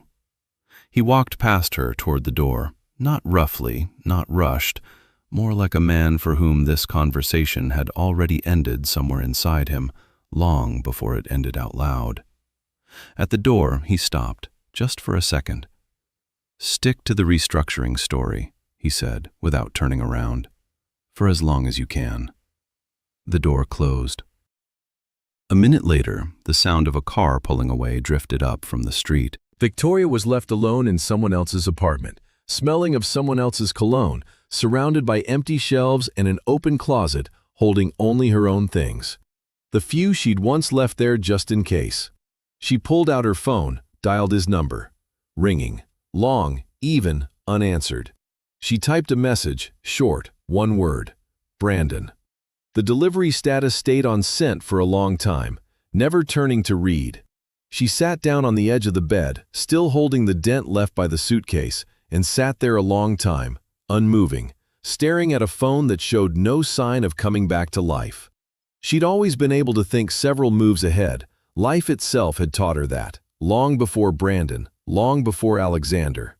But for the first time in years, she sat in an empty room with no idea what to do next. There was no backup plan left now. Brandon had taken it with him. She dialed his number once more. No answer. She looked at the screen, then at the empty closet, sat still for a few seconds, then got up abruptly, walked to the closet and opened it, as if she might still find some kind of explanation in there. Empty. She closed the door. Only now did it fully land. Brandon had never intended to save the two of them. He'd only ever intended to save himself. Victoria waited for Alexander at home, in the living room, sitting with a glass of wine she wasn't touching, looking out the window at the rose garden. Her hair was perfectly done. Nothing on her face gave away what had happened to her an hour earlier. "You went to see Brandon," she said, without turning around when he came in. "Yes." "And what did he say?" "Nothing specific. Told me to talk to you." She finally turned to face him. Calm, composed, as if she'd known for a long time that this conversation was coming. Alexander sat down across from her, still in his jacket, as if the conversation might be short. "Is Meridian Consulting connected to you?" She looked at him a long moment before answering. "Yes." "Was the money going through it?" "Yes." "Was Brandon involved?" A pause longer than the ones before it. "He helped." Alexander said nothing, waiting for more, but nothing came. She sat there evenly, looking at him without defiance and without remorse, as if simply confirming three facts that had long since stopped scaring her. "Is that all you're going to say?" "What do you want to hear?" She raised an eyebrow slightly. "A detailed report with dates and totals? I didn't prepare one for this conversation." "I want to understand, Vic. Just understand." She took a sip of wine, slowly, as if giving herself time to choose her words. "I never thought of it as stealing," she said finally. "The company's yours, the house is yours. But I've been in this house for 10 years, Alexander. I built this alongside you, even if my name isn't on a single founding document. I just took what I felt was mine anyway." "That simple?" Not as simple as it sounds right now. She set the glass down carefully, no sharp movement. "But I don't feel like performing remorse for you right now that I don't completely feel. You asked. I answered honestly." Alexander was quiet for a long time, looking not at her but somewhere off toward the window, where the rose garden sat in darkness. "And Jessica?" he finally asked, quieter than anything he'd said before. Something in Victoria's face flickered, for the first time, barely for a second. "She saw too much," Victoria said. "So you let her take the fall for it?" She was quiet, long enough that Alexander started to think there'd be no answer at all. "I didn't expect it to go that far," she said finally, quietly, without pressing the point, but without trying to explain further either. He looked at her, trying to work out what was behind those words. Genuine regret, or simply a reluctance to explain more than necessary? He wasn't sure he could tell the difference. "Not right now. Not tonight. I need to be alone," he said, standing. "Alexander." He didn't turn around. "I don't want to hear anything else from you today," he said evenly, already at the door. "No explanations, no excuses. I need time." He left the living room, leaving her alone with an unfinished glass of wine, and walked down the hallway for a long time without paying attention to where he was going, until he found himself in his own office. The same one where, a month earlier, Jessica had laid out pages of numbers in front of him that he hadn't been able to fully believe. He sat down at the desk and didn't turn on the light for a long time. His phone rang just as Alexander was about to leave the office. Connor's name lit up the screen. "Mr. Whitmore, it's Connor. Got a minute?" "Yes, go ahead." "I'm going through Brandon Keller's computer right now. Security asked me to pull a full data image since he's under suspicion, and I found something I wasn't expecting." "What is it?" "Messages, but it's not really a work matter anymore." The pause dragged longer than a simple clarification required. "With who?" "With Mrs. Whitmore." Alexander didn't answer right away. The silence on the line grew uncomfortable for both of them. "Are you sure?" "Yes, there's months of messages, maybe more. I didn't read all of it, honestly. I didn't go any further than I needed to for the job. But what I did see..." Connor hesitated. "I don't want to send this without your say-so. I know this is personal." "Send it," Alexander said shortly. A minute later, a message arrived with a few attached images, screenshots of a conversation pulled, it looked like, from a messaging app backup. Alexander didn't open the first photo right away. He set the phone down first, walked to the window, then finally came back to the desk and sat down. The messages were short, mundane, no wasted words, the way people talk when they don't need to explain anything to each other anymore. Are you coming today? I'll try.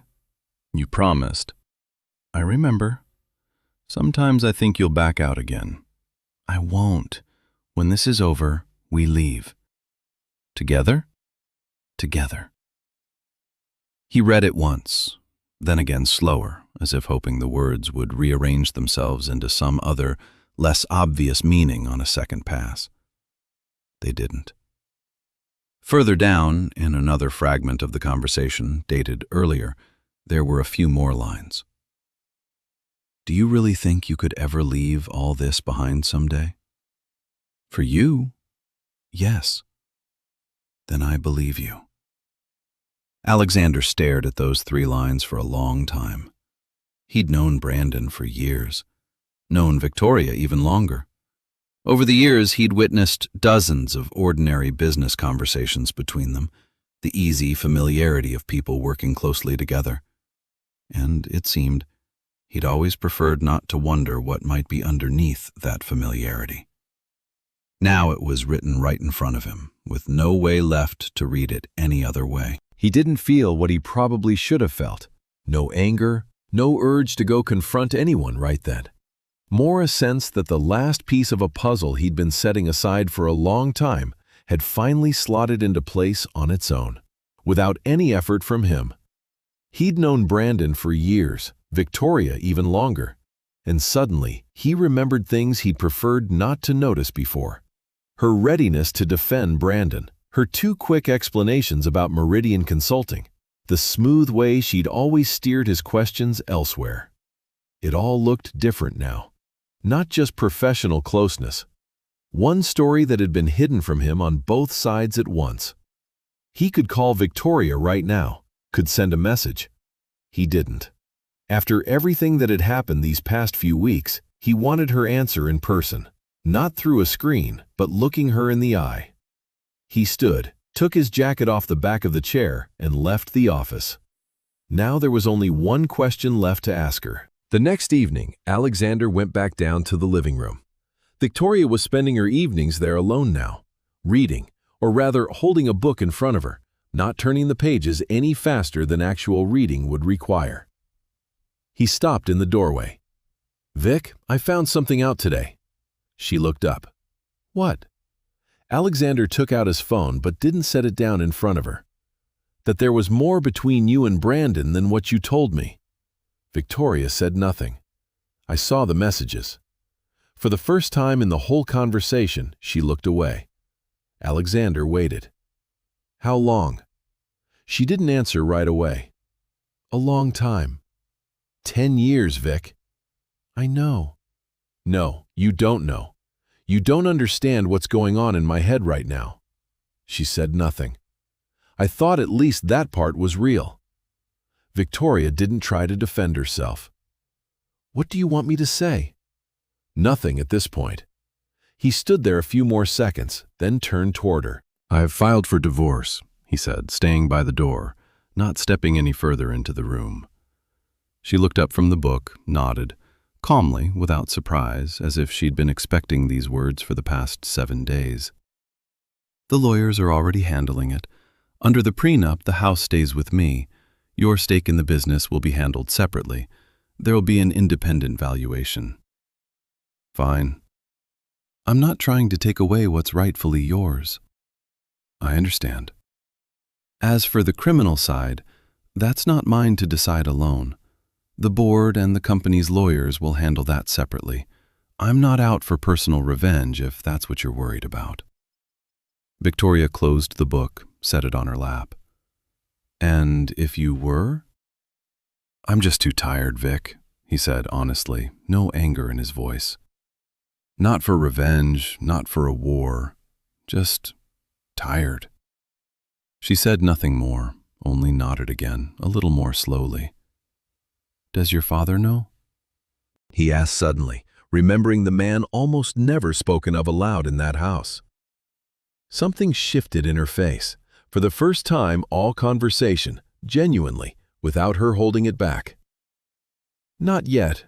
I'll tell him when I decide how." He nodded and left, leaving her alone again, truly alone this time, without the hope that anyone would ever walk back into that room with the same intentions as before. The board of directors convened 2 weeks later, not at Alexander's request, but at the insistence of the lawyers, required to formally close out the case of financial misconduct at the company.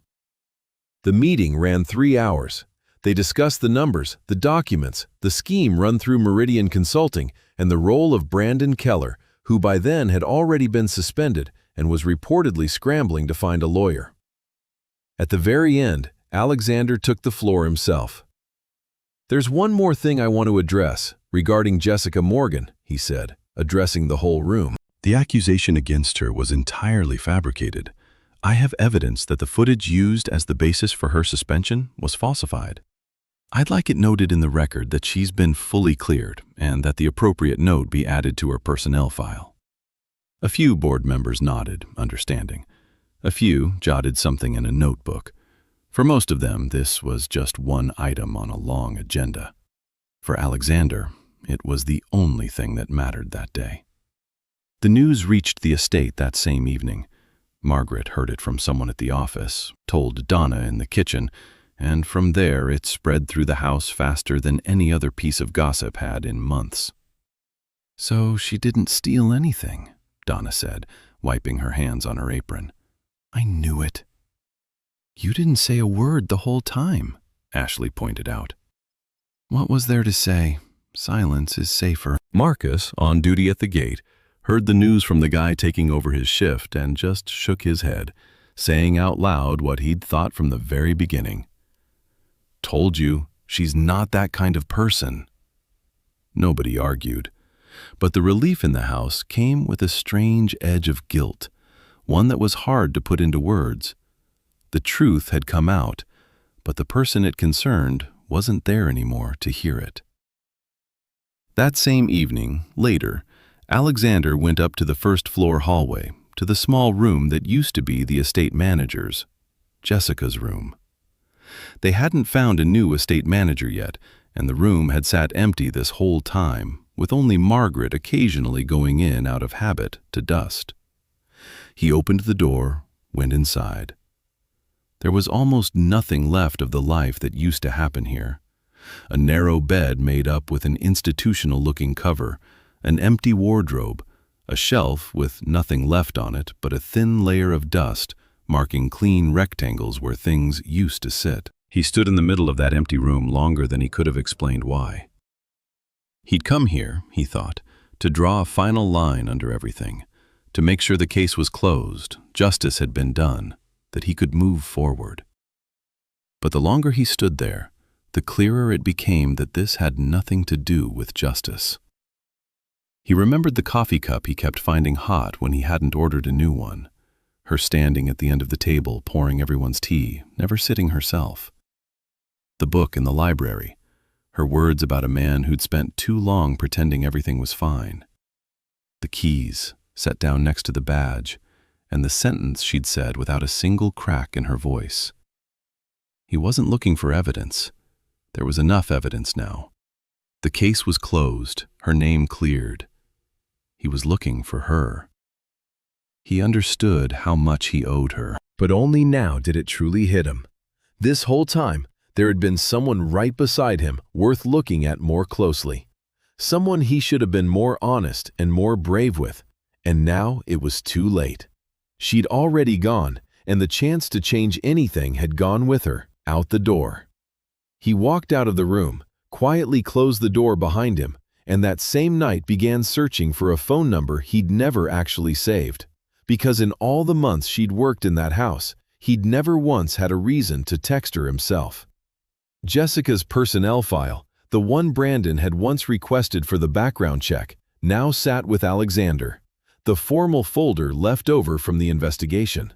It listed the address where she'd lived before coming to work at the estate. He drove out there Saturday, alone, no driver, an ordinary apartment building in a working-class part of Tacoma. one of hundreds just like it in the area. The apartment, according to the name on the mailbox, belonged to someone else now. He went up, rang the bell.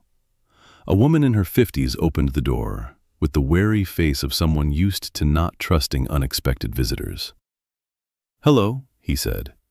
"I'm looking for Jessica Morgan. I believe she used to live here." The woman looked him over. The suit, the expensive watch, the car visible through the window down in the lot. And her expression softened a little, though the suspicion didn't fully disappear. "Jessica? Yes, she lived here. We were neighbors. Good girl." She paused. "What are you to her?" "Her employer," he said, not finding a more precise word. "Former. She moved out, a few months ago now, I think. Sold the apartment after her mother passed, God rest her. That's all I know about her, really. We weren't especially close, just said hello on the stairs." "Do you know where she went?" The woman shook her head. "She didn't say. Packed up and left. That's all I remember." Nice girl, well raised. Shame what happened with her mother. Alexander thanked her, went back down to his car, but didn't get in right away. He stood on the sidewalk for a few minutes, looking up at the third-floor windows where complete strangers lived now. The trail ended here, in this courtyard, but he already knew he wasn't going to stop here. The college Jessica had attended turned out to be a modest building on the outskirts of Tacoma, a worn facade with a new, recently installed sign that clashed oddly with everything around it.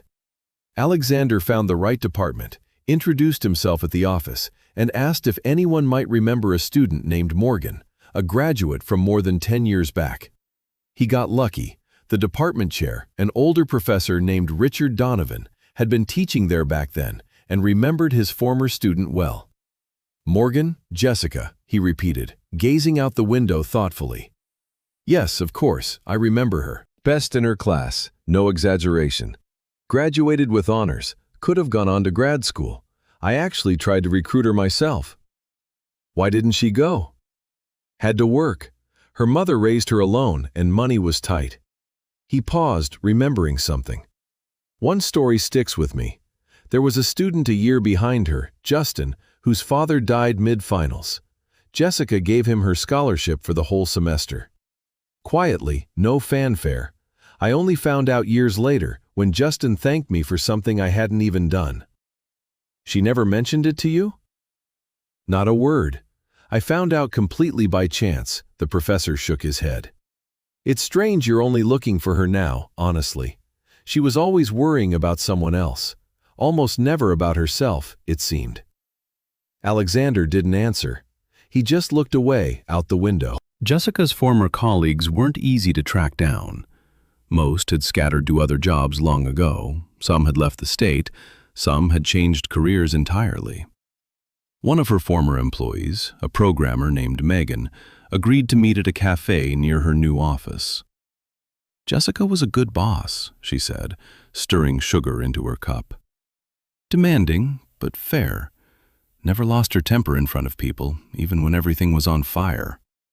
And when the company was going under, Megan sighed. That was the hardest part. She held on till the very last minute, trying to save whatever she could. A lot of us were upset with her at the time, thought she was abandoning ship first, looking out for herself. Turned out she was the last one out, once there was genuinely nothing left to pay salaries with. Alexander listened without interrupting. "You know what I remember most?" Megan went on.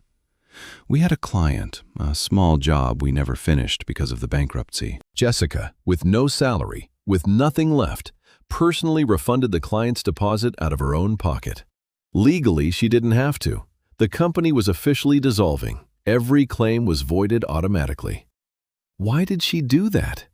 That's just who she was. Even when she didn't know how she was going to make her own next payment, she still thought first about who else she owed something to." Alexander thanked her, stepped out of the cafe into a light, unpleasant drizzle, matching the mood of the last hour perfectly. He kept finding pieces of a person he apparently had never really known, even though he'd lived under the same roof with her for months. Almost 2 months had passed since Jessica left the estate. For the first few weeks, he'd thrown himself fully into looking for her, But eventually, he'd had to get back to work. The company needed him, and he could only carve out the occasional free day here and there. Every new lead ran cold faster than the last. A former client he managed to reach knew nothing about where she was now. People from her old life had lost touch with her long ago. Her social media page hadn't been updated in almost 2 years. The last post predated her mother's illness. He hired people who were better at finding people than he was. A private agency recommended by the company's lawyers. 3 weeks later, they threw up their hands. It looked like she deliberately made an effort not to leave a trail. No cards registered under her own name. No appearances in any of the systems normally used to track someone down. That happens when someone wants to disappear on purpose, the agency's investigator told him, matter of fact, like it was a routine professional observation. Some people are running from debt. Others just want to start over with none of the old ties. Alexander heard in those words exactly what he'd been afraid to think himself. Maybe she didn't want to be found. Maybe leaving without a word, without a single attempt to reach out, hadn't been an accident at all, but a conscious decision. Maybe she just doesn't want me to find her, he thought one evening, looking at the list of dead ends in his notebook. And for the first time, the thought didn't sound like a temporary doubt, but a final conclusion. He decided to stop. That evening, he drove home alone, no driver, along an almost empty highway. Rush hour long past, only the occasional car passing him in the dusk. The sunset spread across the window in a flat, heavy crimson, the kind of sky that comes before a storm that never actually breaks.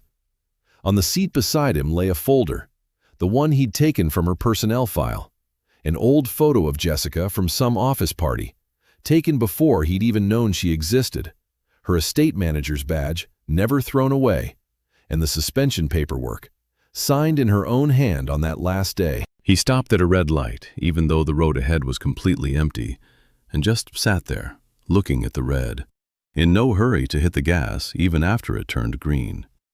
He opened the folder, looked for a long time at the photograph.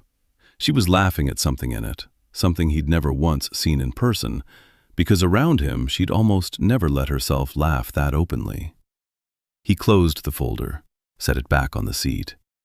He suddenly thought that this whole time he'd been living as if he had an endless supply of time ahead of him, as if Jessica would always be somewhere, waiting, as if one day he'd be able to find her, talk to her, explain himself, once he'd finished with work, once things settled down, once the moment was right.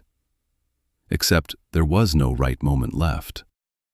He started the engine when someone honked behind him and pulled slowly away. He still had about an hour left to get home. He drove it in silence, never once turning on the radio. A business trip took Alexander to a coastal region he'd never been to before. The negotiations wrapped up early, his return flight wasn't until evening, and he decided to spend the free hours not at the airport, but walking around the nearest small town, which turned out to be a half-hour drive away. The town was called Port Townsend, small. One waterfront strip, a dozen shops, the smell of fish near the harbor. He stepped into a pharmacy to buy something for a headache. By the register, among flyers for local honey and a massage therapist, hung a plain card printed on an ordinary home printer. Electronics repair, Jessica Morgan. Diagnostics, repair, setup. Alexander had nearly walked out of the pharmacy when he stopped. He went back to the bulletin board and looked at the card again. Jessica Morgan. A common enough name. There were probably dozens of flyers like this around town. But he knew this name too well to just walk past it. "Excuse me," he said to the cashier. "Does a Jessica Morgan actually work here, from this ad?" "Yeah," the woman nodded, ringing up his purchase. "Pretty recently, too." "Is she still around?" "No, closed up the shop, moved on." "You don't know where?" The cashier shrugged. "No idea. She didn't really talk about herself much. She'd stop in sometimes to refresh the flyer. That was about the extent of it." Alexander nodded and only now noticed the phone number at the bottom of the card. He dialed it. A few rings, Then an automated voice. "The number you have dialed is no longer in service." Alexander lowered the phone. "How long ago did she leave?" he asked. 5 days maybe, a week, can't say for sure." He looked at the card again. Name, number, shop address. Everything was here, except Jessica herself. Alexander took a photo of the card and left the pharmacy. A few minutes later, he was standing on the sidewalk, looking at his phone, the shop's address pulled up. 2 streets over. He walked there. The shop turned out to be a small storefront, wedged between the pharmacy and a flower shop. The door locked, empty shelves visible through the glass from inside. Alexander walked closer, pressed his face to the window, peering into the room. A slightly lighter rectangle marked the wall behind the counter. A sign or a price board must have hung there once.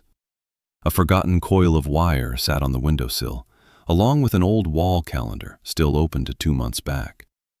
He knocked. No one answered. At the flower shop next door, he asked the woman watering her seedlings, "Do you know Jessica Morgan?" "I do," she said, setting down her watering can. "She worked here?" "Yes, not long." "Where is she now?" "Don't know. Moved out recently, maybe a couple days ago." Alexander nodded, was quiet for a second. "She was," the woman added suddenly, as if something had just come back to her. "Always came in early. Already inside before opening. Lights on." She didn't add anything else, went back to her seedlings. "She didn't say where she was headed?" he asked anyway. "No," Alexander nodded, thanked her, and stepped back out onto the street. Just a few days ago, Jessica had been standing right here, opening this door in the morning, turning on the lights, working at her desk. And now all that was left were empty shelves and a locked door. He stood there a while longer and decided to stay a few more days. He took a room at the town's one hotel and spent the rest of the day just walking the streets. No particular destination, no plan. Past the fish market, past the little pier where someone was mending nets, past an ice cream stand with a line of kids waiting. The town went about its ordinary life, quiet, unassuming, no mansions, no guards at the gate, no one else's rules about what was and wasn't allowed. By evening, he'd nearly decided to leave. The hotel room was paid for, but common sense told him staying without a single lead was pointless. Down at the waterfront, near the water itself, an older man sat with a fishing rod, staring motionless at his bobber. Alexander stopped beside him.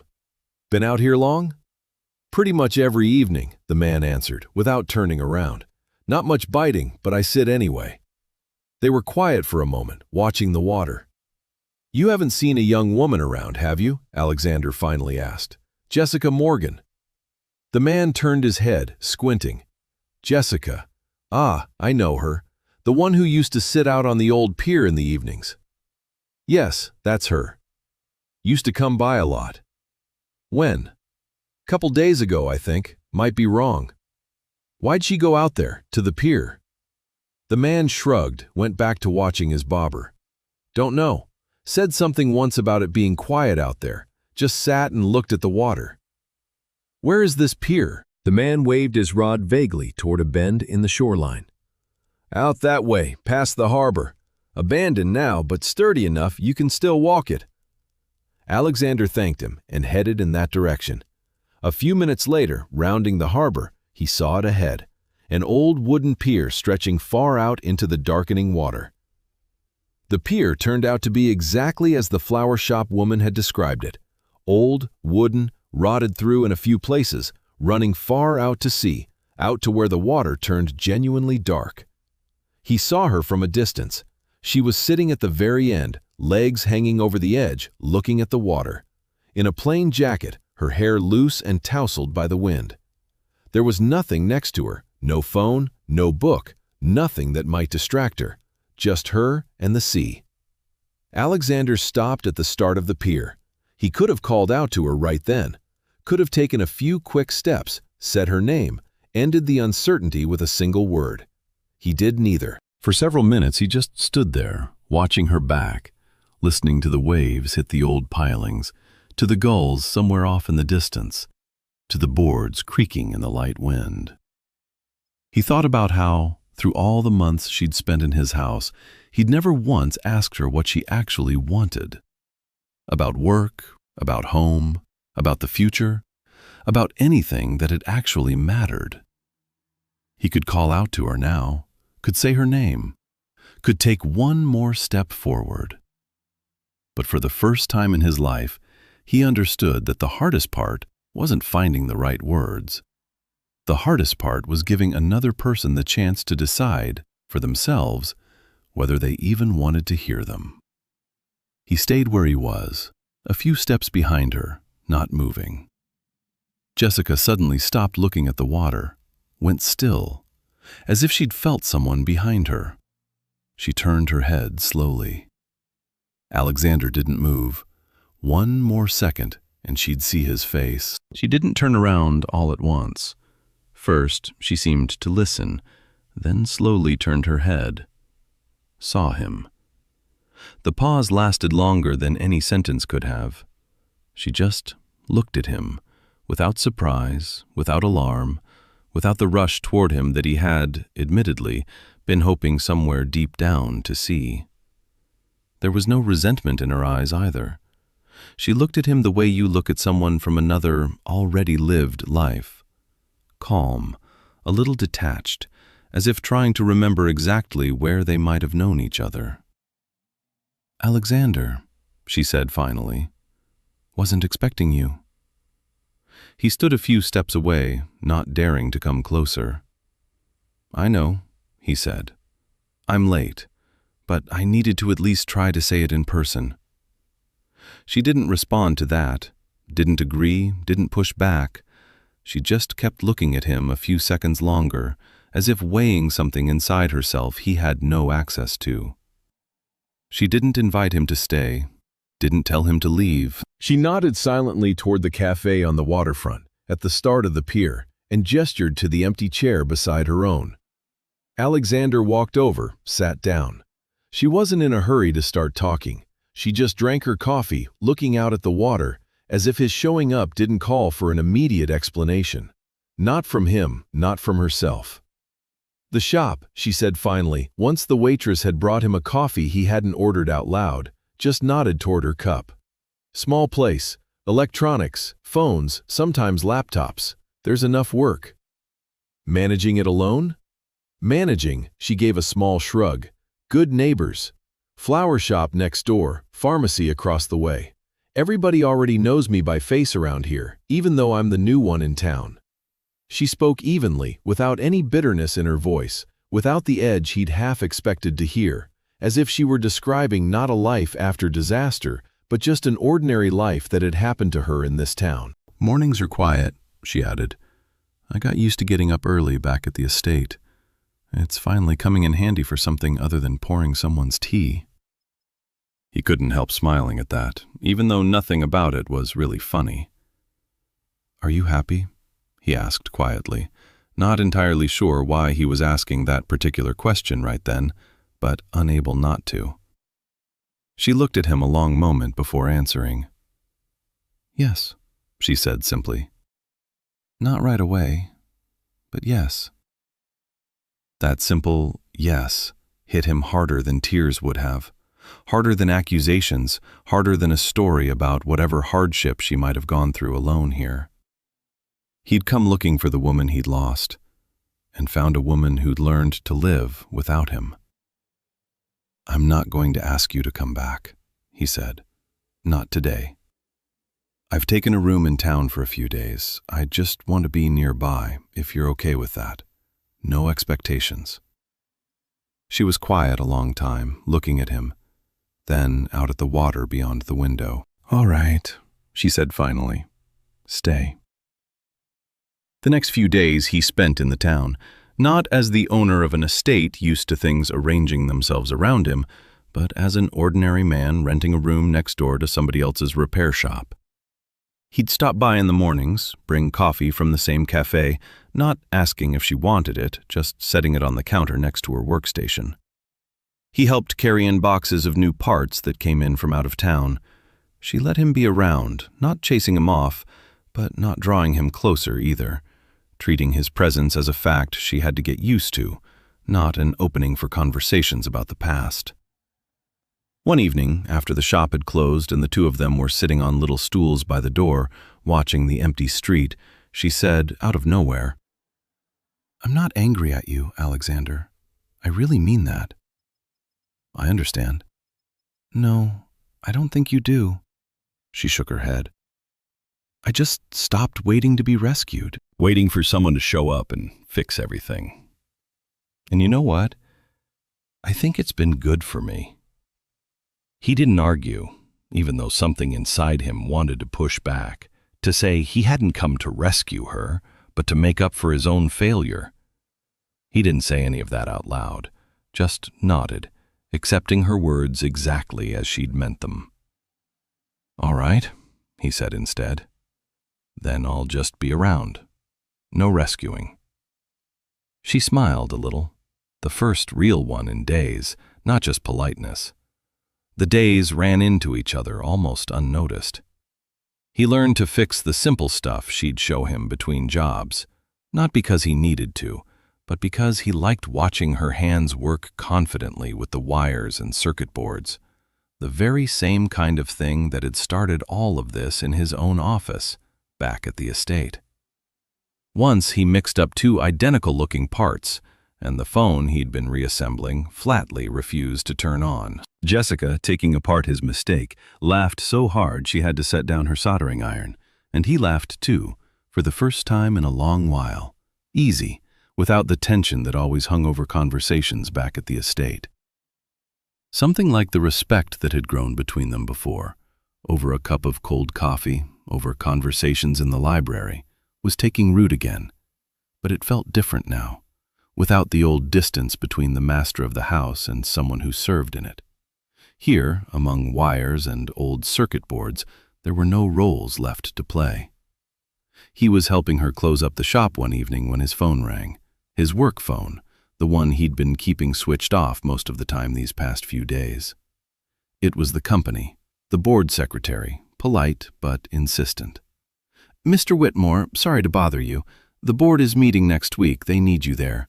After the whole business with Brandon Keller, the position's still vacant. The board wants to close this out as quickly as possible." Alexander stood there with the phone to his ear, watching Jessica lock up the shop door. The shop that had, evidently, become the one place on earth that truly belonged to her, and only her. Jessica turned to him, eyebrow raised in question. "The company," he said simply. "I need to head back." She didn't answer right away, just tilted her head a little, as if weighing what those words meant, for him, and maybe for both of them. That evening they walked down to the water, the way they had every day for the past few days. The sea was calm, almost still, catching the last light of the sunset. "You know," Jessica said, stopping at the water's edge, "at first I didn't understand why you'd even come." Alexander looked at her. "And now?" She was quiet for a moment. "Now I understand." "What do you understand?" Jessica looked at him. "That you did finally see what happened to me back then. Not right away, not for a long time." "But you saw it." He looked down. "Too late." "Yes," she said calmly. "Late." They were quiet for a few seconds. "But you came," she added. "So maybe it's not quite too late after all." Alexander said nothing. He wanted to say something back, but the words that came to mind felt too smooth for the moment. Jessica turned to face him. He looked at her too, directly, unhurried. For a few seconds they simply stood there facing each other. He carefully reached out, touched her fingers, lightly as if still asking permission. Jessica didn't pull away. If anything, she tightened her grip on his hand. She took a small step closer. Alexander leaned in and kissed her. The kiss was short, uncertain, almost timid, as if they were both relearning something they should already have known their whole lives. He pulled back first, only a couple of inches, looking into her eyes. Jessica smiled, quiet, just the corners of her mouth. "I think now we can go get that coffee," she said. He laughed, short with relief, and they walked back toward the cafe on the waterfront. At their usual table by the window, the waitress, as always, brought 2 cups without waiting to be asked. "You're going back there," Jessica said, stirring in sugar she normally never added. "To the company, to the board, to the negotiations." "I probably have to, at least in part." "And what does that mean?" She looked at him carefully. "For us, if you're there and I'm here." He didn't rush his answer. "I don't know," he said finally. "I honestly haven't figured out how to make it work yet. But I know one thing for sure. I don't want to lose you again." Jessica was quiet, looking at him. "Then we'll figure it out when you're back," she said simply. They finished their coffee, not trying to settle everything in a single evening. They just decided to try. Alexander left 2 days later. The goodbye was brief. "I need to settle something at the company," he said, holding her hand a little longer than usual. "Give me a week." "All right," she said, "a week." He kissed her, quick, light, and left. Exactly 7 days later, he was standing outside the shop again. Jessica was just locking up when she saw him. "I told you I needed to settle something at the company," he said, instead of a greeting. "I did." "And what did you settle?" "The CTO position's been open for 2 weeks now, since Brandon. The board's been looking at outside candidates. I pushed to have your name considered too." She listened without interrupting.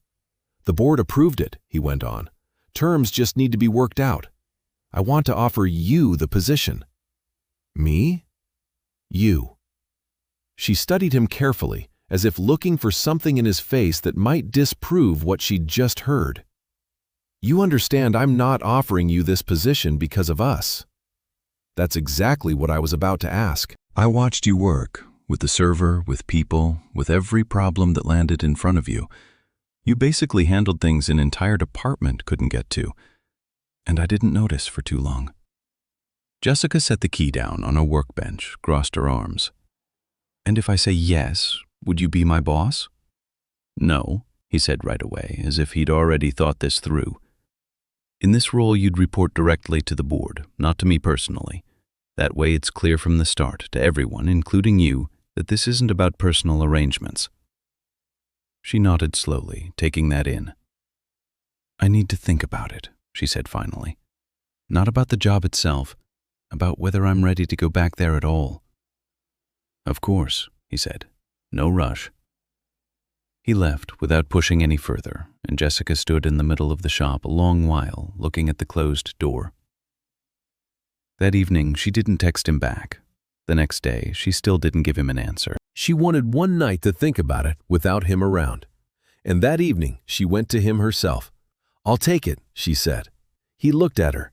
"You're sure?" "Yes, I've thought it through, and I realized I want that job. I've missed real engineering work. Problems that actually need solving, not just worrying over other people's decisions." She paused. "And I want to go back there on my own terms, as a specialist. I want it to be my decision." Alexander nodded silently, accepting that without a single objection. Jessica took a step closer to him herself.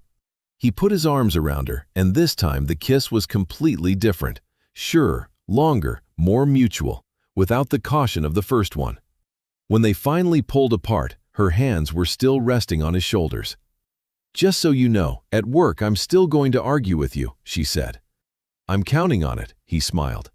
She laughed, easy, unguarded, and he thought he could listen to that laugh for a very long time. The estate greeted her the same way it always had.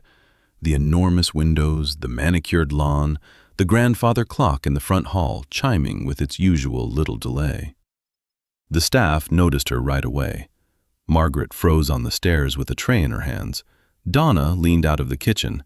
Ashley stopped halfway across the hall, a stack of towels still in her arms. Jessica walked past them, nodding to each one, and started up the stairs. The same staircase where, once, a set of keys had hit the marble and skittered down to her feet. Alexander stayed at the bottom. Halfway up, she stopped, turned back. Their eyes met. Jessica smiled. Alexander smiled back. She turned and kept climbing. Alexander followed. Not ahead of her, not behind her. Beside her. Dear friends, and that brings our story to a close.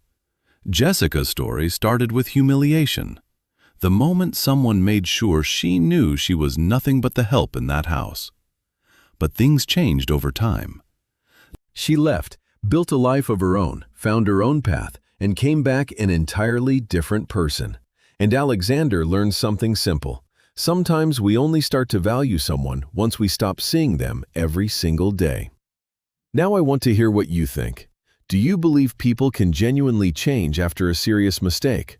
Or does someone always end up going back to who they really were? Tell me what you think. I really do love reading your answers. If you enjoyed this story, show it some love with a like and a subscribe. Check out the other stories on the channel too.